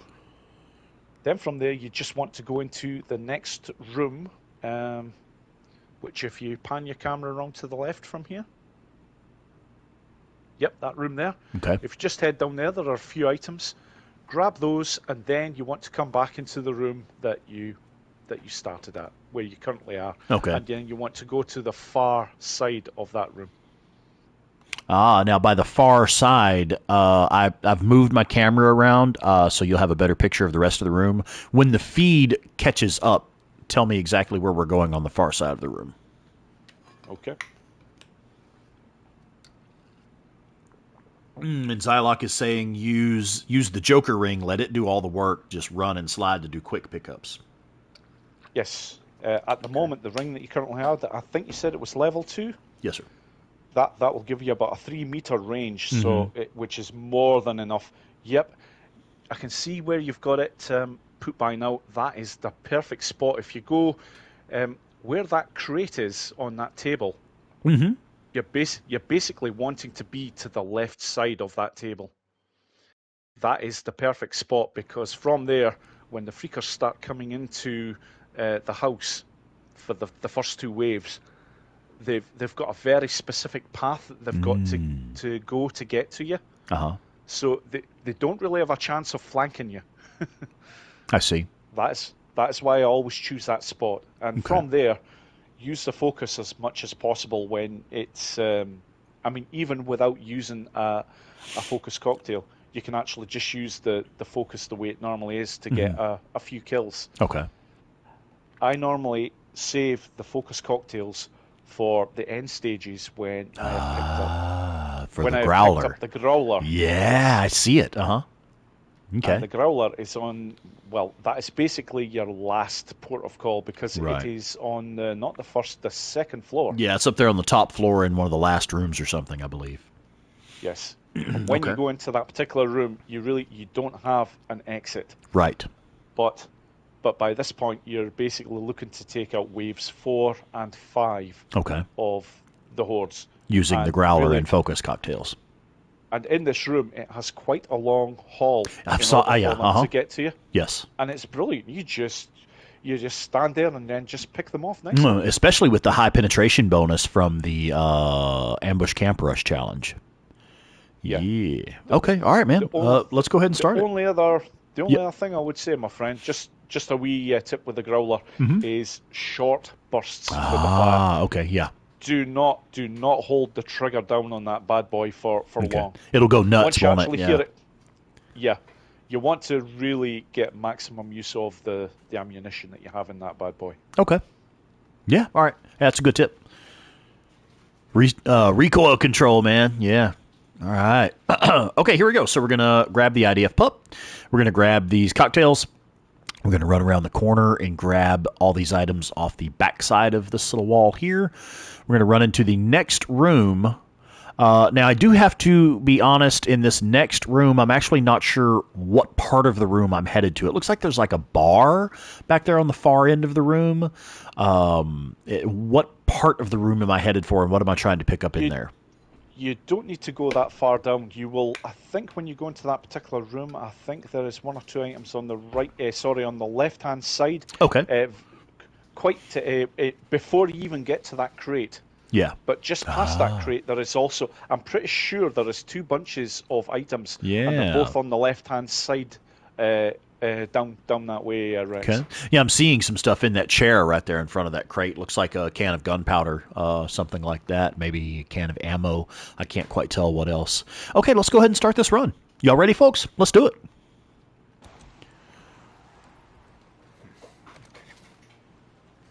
Oh, come on, man. I need you picking stuff up now. How can you run and slide from such a short distance? There we go. Okay, so we got that stuff. We're going to come back in. Actually, shit, I want this stuff too. Yoink. I want this stuff too. I want all this stuff. Okay. Yeah, I'm just starting to see the feed going now with this. Yep. So I'm over here to the left of the box. I believe I'm in the spot that you suggested I go to after picking up the stuff. What did we miss, and what do we do from here?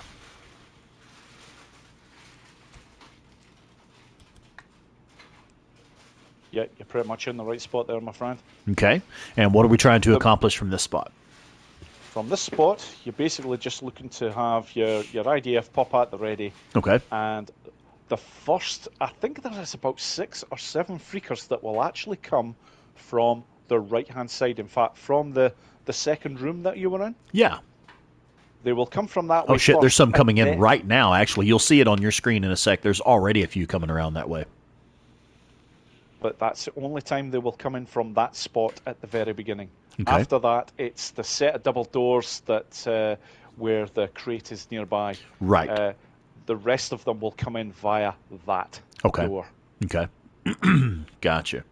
So we're going to deal with these ones that are coming around the fireplace here, and then once we dealt with them, then we're going to focus our concentration on the double doors up there that are barricaded on the other side of that explosive box. Yeah. And those set of double doors, by the way, if you actually get a tad closer to them, just before the freakers all get in, there is actually a barrel just outside those double doors. Ah, yeah, okay. Try and take it out, because when people are going for the really, really big scores in this, it's all about burning kills. They won't make a tremendous amount of difference at the start, because the multiplier is very low. Sure. But later on in the game, God, it's huge. They score 5 times the amount of points that you would get for a standard kill. Okay. But basically, that barrel outside there, just wait until there is a few freakers out there, and then hit it. That way, you will get explosive kills, and they are a challenge requirement as well. Okay. Now, at what point do you score? Sorry. Okay. At what point? I apologize. Go ahead, please. Sorry. For the gold score for this particular sub-challenge, I think you require 50 explosive kills. Ah. All right. But that has to come from crates, barrels, or petrol cans even as well. Right. By exploding them. Okay. Now, at what point do I need to move closer to that door? Those double doors. I would basically just move closer to the doors once you start to see the freakers congregate outside. Ah, okay. And once you've hit that barrel, then move back to the spot that you're currently at. Oh, okay. I see. All right. Gotcha. And then from there, you're actually waiting for the freakers to break through those double doors. Okay. And once they do, that's when you hit that crate that's right beside them. Okay. All right. Well, let's go ahead and run that section of it. We're going to take out these guys that are coming around the fireplace right now. Then we're going to run over here by these double doors and look for the barrel out there and let a few gather around it and use that barrel to get some kills over there. We're going to run back pretty much right where we're at and start shooting at the enemies while they're gathering at the double doors, and then let them bust through. Yeah. Okay. The barrel that's outside there, you just quite literally, once there's a few out there, just hit that. That's fine. Then you'll head back to your position there, wait until the remaining freakers outside actually burst through the door, and then hit that crate. Okay. And then you'll get another nice few kills towards your explosives. Okay. All right. And we do want to fire through those double doors a bit while they're gathering there. Is that right? You can do. That'll do no harm at all. Okay, very good. Okay, I just wanted to be clear on that. Are we getting kills while they're gathered at the double doors, or are we just letting them bust in and using that box there? When they start to get quite a group of them, you will find anyhow that they will eventually get through that door. So yes. If you're more comfortable just picking them off while they're at that door and they aren't through yet, by all means you can do that. Okay. I normally just wait, let them all come in, and then hit that crate, and from there, then I'm looking at just basically shooting any freakers that come through that door for the first 2 waves. Okay, so we want to hold them at that choke point. Yeah. Once they bust in and we pop the box, so we're going to hold them at that choke point as long as we can. Yeah, pretty much. Oh, wow. Okay. Pretty much. All right. And we have an IDF pup, and we have an MG45, and an SMP9, too. Which weapon do you use for that? I tend to try and stick with the IDF pup. Okay. If I'm in a bind and they're getting a little bit too close and I don't have time to reload, then I'll just change to one of the other weapons. Switch to something else. Okay. Because you're very lucky in this challenge that you do have a good set. You got some good guns, yeah, absolutely. Yeah. Okay. All right, let's go ahead and do it.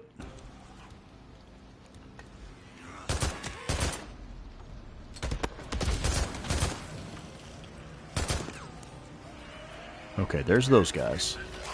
We want to try to pop this barrel.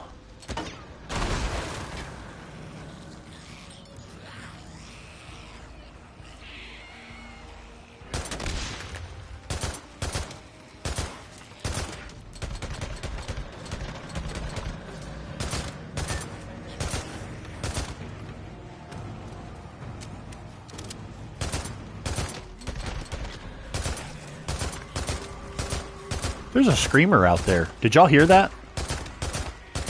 That sure sounded like a screamer to me. Maybe I'm just hearing things.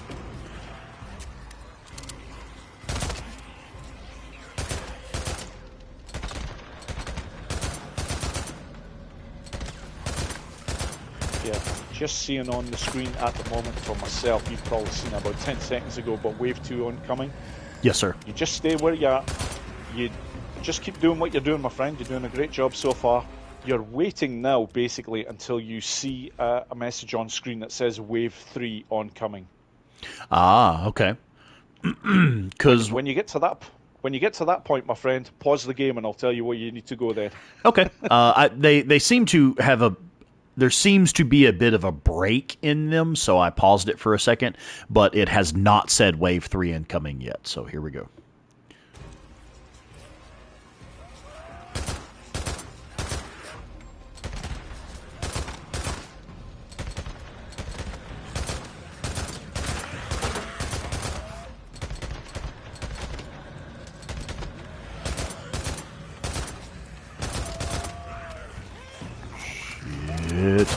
Oh, fuck. I didn't mean to do that.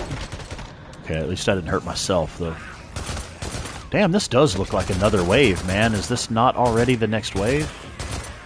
I didn't fuck around and stand here through Wave 3, did I? No, I've definitely not seen anything come up yet on screen that says about Wave 3 oncoming, so...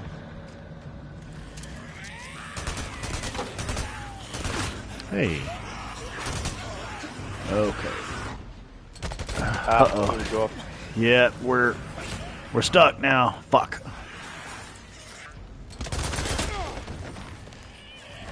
That one hurt. Yeah, I think we just lost our progress there. Maybe we can get it back.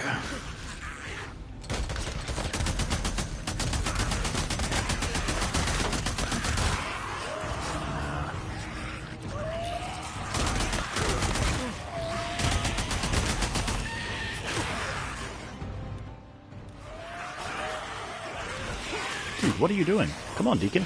Move, move, move, move. So we have to start this one over. I'll be quite honest. I'm looking at the screen at the moment here, about 2 minutes and 13 seconds to go, and it's actually looking okay. The only thing I would be saying is that you need to start thinking about heading upstairs. So it is time to start heading upstairs. Okay. Yeah, I seen the Wave 3 incoming quite some time ago. Oh, shit. Okay, that's why we started losing control of it then. I never saw that. Yeah, you probably missed it. I think at one point you were right in a corner trying to get them with the SMP9 at the time. But basically now, if you try and get to a point where you can use the attractor, ideally near a barrel,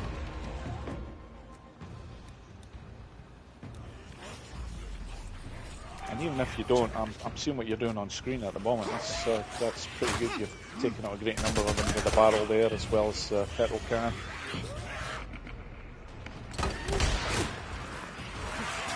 Whoa, where the shit did this fucking wave come from? Ah! What the monkey sex? Okay, sir. All right, yeah. From here, I don't know what to do next. I'm stuck now. We're gonna die. We're gonna die. We're gonna die. Fuck, we're dead.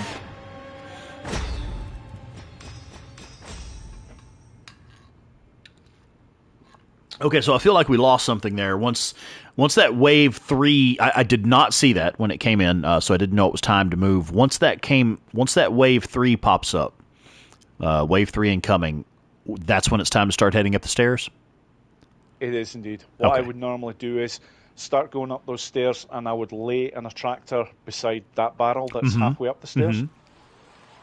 From there, once they start to congregate, either take out the barrel with your idea pop, or even throw down a Molotov. That would work as well, because the Molotov doesn't kill them instantly, and of course as soon as the barrel's ignited, you get the explosive kills. Okay. Oh shit, that's the wrong way. God damn it. I'm already messing up.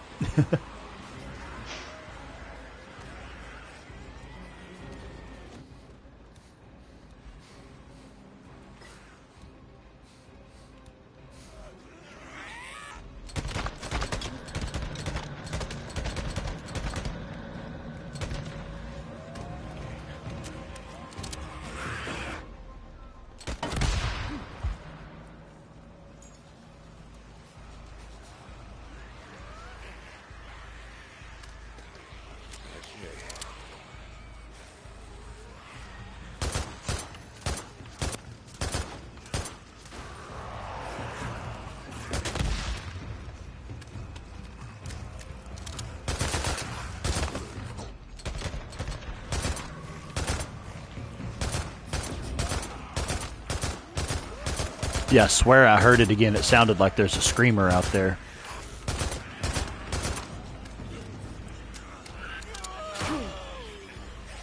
Oh, shit.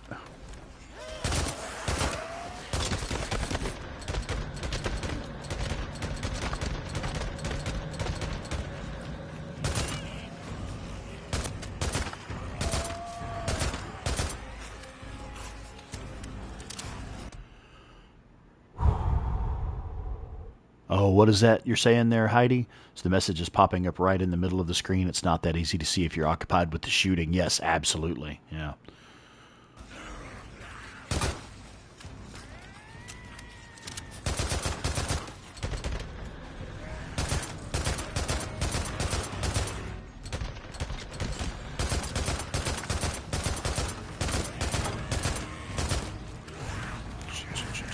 Reload!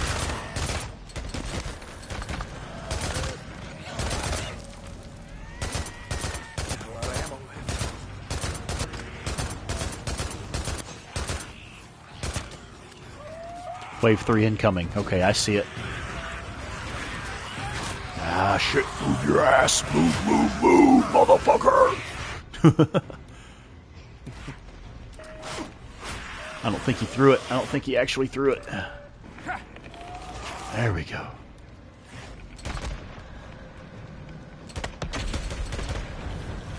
Okay, I've just seen wave 3 incoming on my screen now, but I've a good idea now of the time of when they're appearing roughly.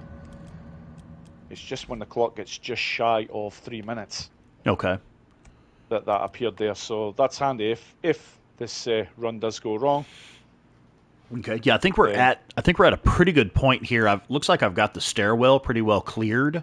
I don't see any more freaks on the floor anywhere. Your feed will be catching up soon. You'll see that we're at a pretty good spot here with the corner cleared. Yeah, indeed. I would definitely be looking to try and use that crate that's just here left. Okay, crate's up next. Got it. Now, what I would normally do in one of my runs from here is, if you pan the camera around to your right. Mm-hmm. It's okay, I'm waiting for it to catch up here. Yeah.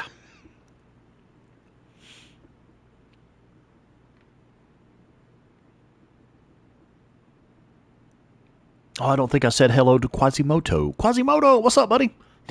You love you a good growler, huh? Oh, my.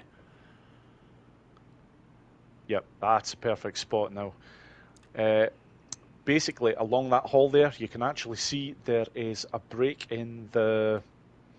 in the handrail there. Banister way there. Sure. Yes. I would be looking at that point to use that and get back down to the ground floor, and then look to place an attractor on one of the barrels on the ground floor. In fact, as long as you've not already popped this barrel, I can't remember how you did at the start, but if the barrel that is just in the next room, if it's still intact, place the attractor beside that. If not, you have a crate that is a little bit further into that other room. Yeah, I believe the barrel is still intact. It is. It's right there. Now, once you have that in place and you've exploded that, I'll be quite honest, I'm pretty sure you already have 38 kills with explosives. So that's a placement of an attractor and getting a good number of them down there may be enough to get you the gold sub-challenge for the explosives. Oh, okay. And from there, my friend, I'd be looking after that just to make your way up to where the Growler is. Okay. And another pro tip that I would give you for this is when you're heading up to get the Growler, the staircase that leads from the first floor to the second floor, place another attractor there, just so that you've got time to get up there. Ah, yeah, okay. It gets them off your ass for a second, yeah. Yep, and get yourself turned round. Like I say, it doesn't matter that you're not going to get any more kills with the attractor. It's just quite literally just so that you've got the time to get up there, create distance, and get yourself set, my friend. Sure. Okay. Yeah, that makes perfect sense. Okay, so now let's get the. I'm sorry. First, I have to slap one of my moderators, Joe Schmo. Have you really not seen the Mad Max movie? Not even the new one, Fury Road? Really, dude? Okay, you've actually got to watch that movie. You really do need to watch that movie.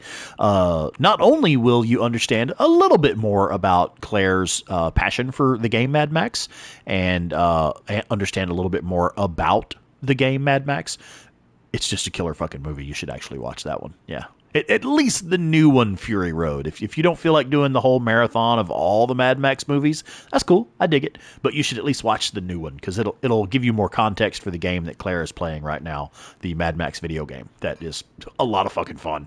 And Quasimodo is heading out. Are you gone, buddy? All right, man. Well, good luck with the rest of your evening, sir. Just never got into them. My dad didn't care to show them to me, so it never got me. A new one came out, and I was like, whatever. Well, fair enough. But yeah, once you watch Fury Road, you'll want to go play the game. All right, so absolutely. Brief recap. We're going to go around, and I know you've got a delay in your feed, but still, I'll pan this around to talk through it, so you'll see it here in a second. We're going to go around here and hop off of this opening in the banister, jump through that gap and come back down to the ground floor. That's right. And then head toward that second room over there on the other side of the fireplace. And we're going to drop an attractor by that barrel. And we're going to try to get some kills at that barrel. Then we're going to head upstairs and drop an attractor in the corner of the stairwell just to buy us some time and create distance. And then we're going to run down to the room where the Growler is at. Yep. Okay. Any stops along the way? I guess I should be trying to pick up gear and pick up items along the way? I really wouldn't worry too much about them because I think you've already got quite a number of items that you need. I'm not sure if you've got enough to craft a great number of focus cocktails because you ideally want to have at least one. 2, even better if you do. Because I tend to use them all once I have the Growler. Because with the amount of people with the amount of speakers that you eventually start to get coming at you, having the focus cocktail in place is very handy, and it makes getting the kills that you require while in focus mode so much easier. Oh man, I just tried to throw that attractor and it threw a dang rock instead. Oh, this is a problem. Yep, this is a problem. They're... fuck.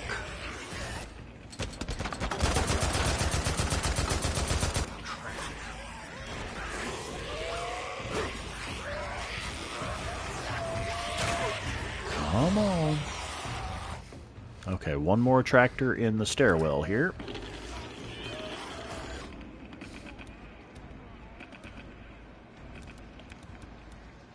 I do have focus cocktails.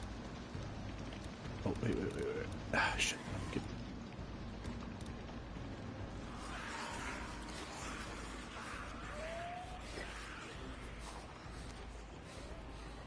Oh, shit. Oh, fuck. Did I go the wrong way? I don't see the Growler.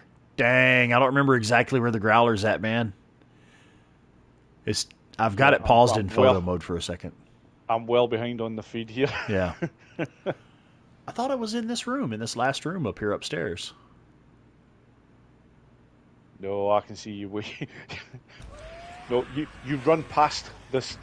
The stairs that you were supposed to come go up, you basically run past to the right of them. Oh, Growler. Oh, shit. Okay. One thing that does trip me up, I don't pick up weapons off the ground. Like, I never use the weapons off the ground, ever. Even most of the melee weapons and stuff. So I always forget that triangle is how you pick up a weapon that's laying on the ground. Square is how you pick up items in Days Gone. You use square to pick up items in Days Gone. So when it's this one random thing where sometimes you use triangle to pick up an item in Days Gone, I always fucking forget. And that's what I just did. I picked up loot off of a corpse instead of picking up the Growler. I think I have the Growler in my hand now, so we'll see if we can salvage this. But if I've got it right, basically the idea now is to use that long hallway as a choke point and mow them down with the Growler as much as we can, right? Absolutely. Okay, let's give it a shot. Hello, Chrissy Cuppy Cake. What's going on, girl? Hi. Okay, here we go.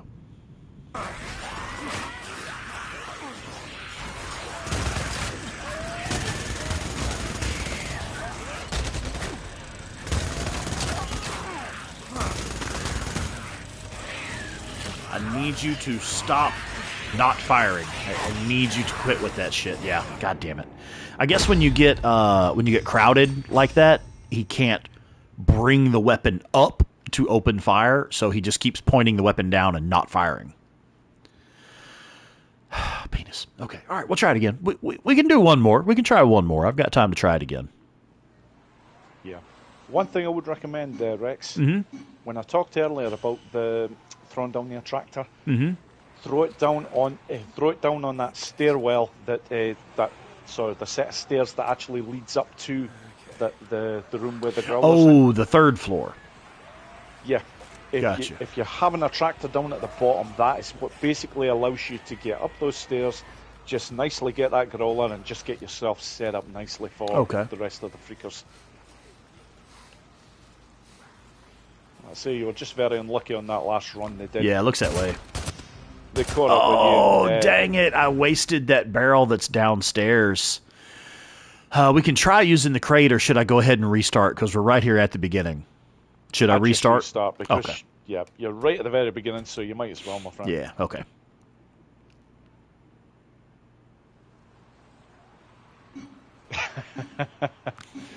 Yeah, I'm just reading one or two of the comments. I see that. Say, good to hear those Scottish tones. I do need a good old "you bastards" for good measure. Don't whisper it. Say it loud and proud, buddy. I only swear when things get really intense. Honestly, folks.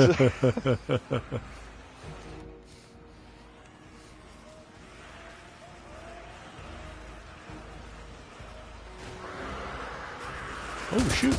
They didn't even come through that way. It got off to a different start this time. That's weird. Oh, that's unusual. There we go. You will get a good idea of just why I hate this challenge. So.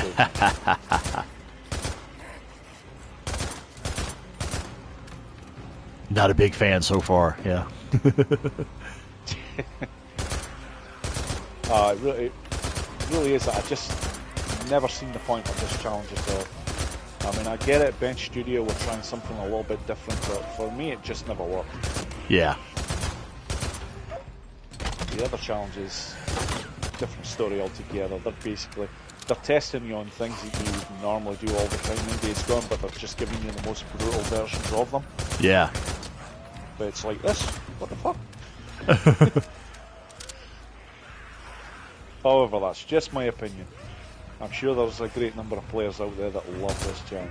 Now, did I miss the third wave incoming message again? Because it looks like we're starting another wave. We're at 3 minutes.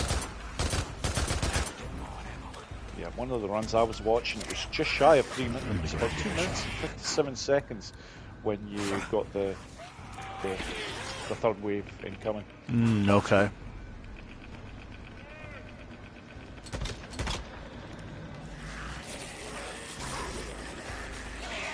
Again, I'm well behind on the feed there, but I'm looking to see when it appears this time.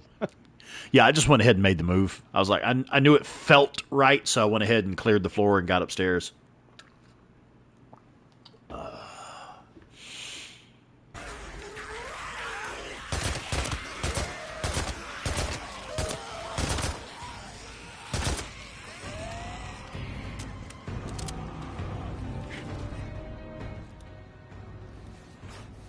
Damn it, selected rock again.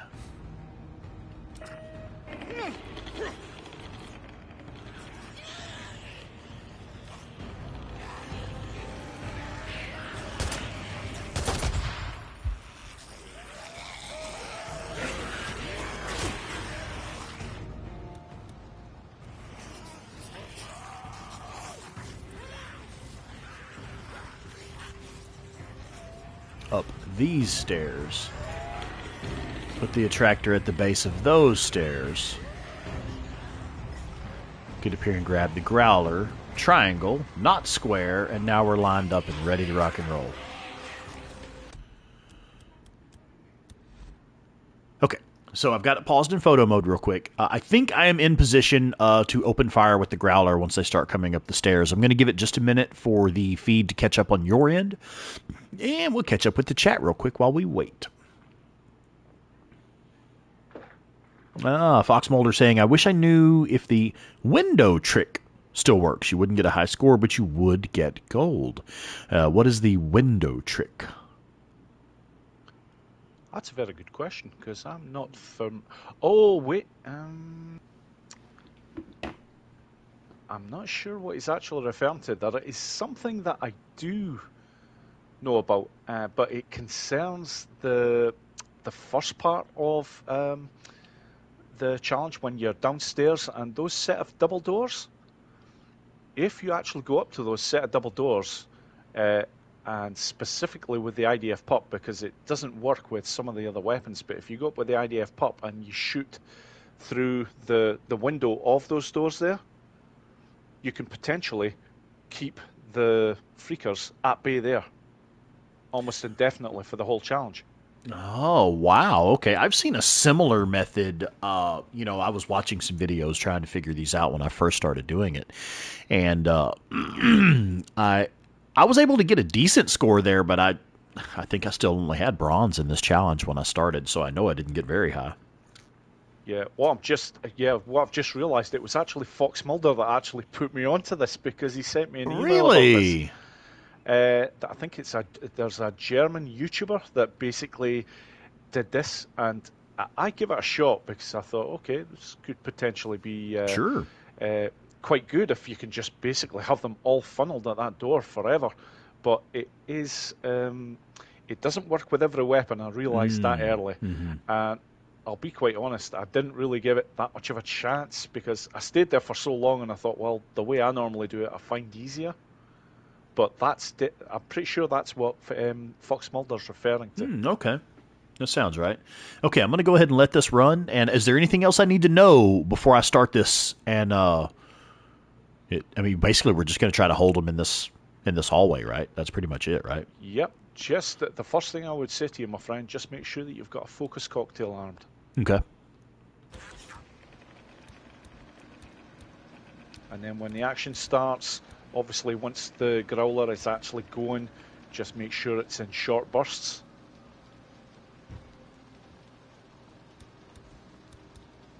And the last thing, it's a pretty obvious one, but there is a barrel just to your left there. When you're that close to the barrel, obviously don't hit it because you're going to be blasted to the other side of the room if you catch it by accident. Okay. And I'm saying that from experience because I've done it before. And they're just going to keep coming up the stairwell, right? Yep. That is the only way they've got to get to you now. But you want to be getting as many of these now with while in focus mode as possible. Right.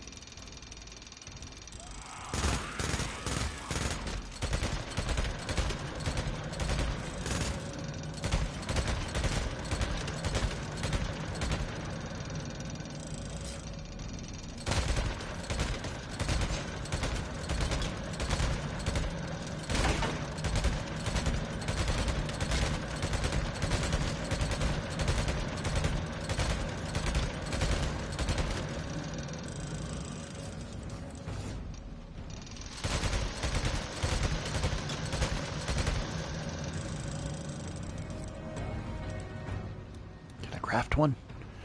Oh shoot, no shit, you can't craft any more focus cocktails. That's it for the focus cocktails. I didn't get enough, did I? Right, at the moment I'm seeing you with, well, I think you've got the silver medal at the moment. Sorry, the silver for the sub challenge for focus kills. As long as you get 100 kills with the Growler, you may still do this. Okay.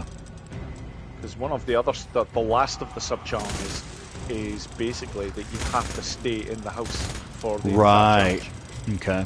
And you're going to get that done no problem at all because you've got this bad boy. It makes things so much easier. Shit, I'm out of ammo with the Growler. No problem. You've already got the gold in the sub challenge, so just change to one of your other weapons. That's it.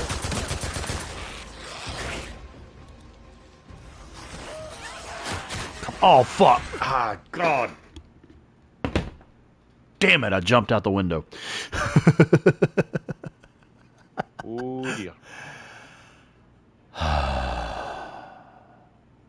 That's going to cost us the gold, isn't it? I'm not sure. It might. Yeah, probably. Okay. Ah, shit. I would definitely let the challenge run out and see how you score. Yeah, right.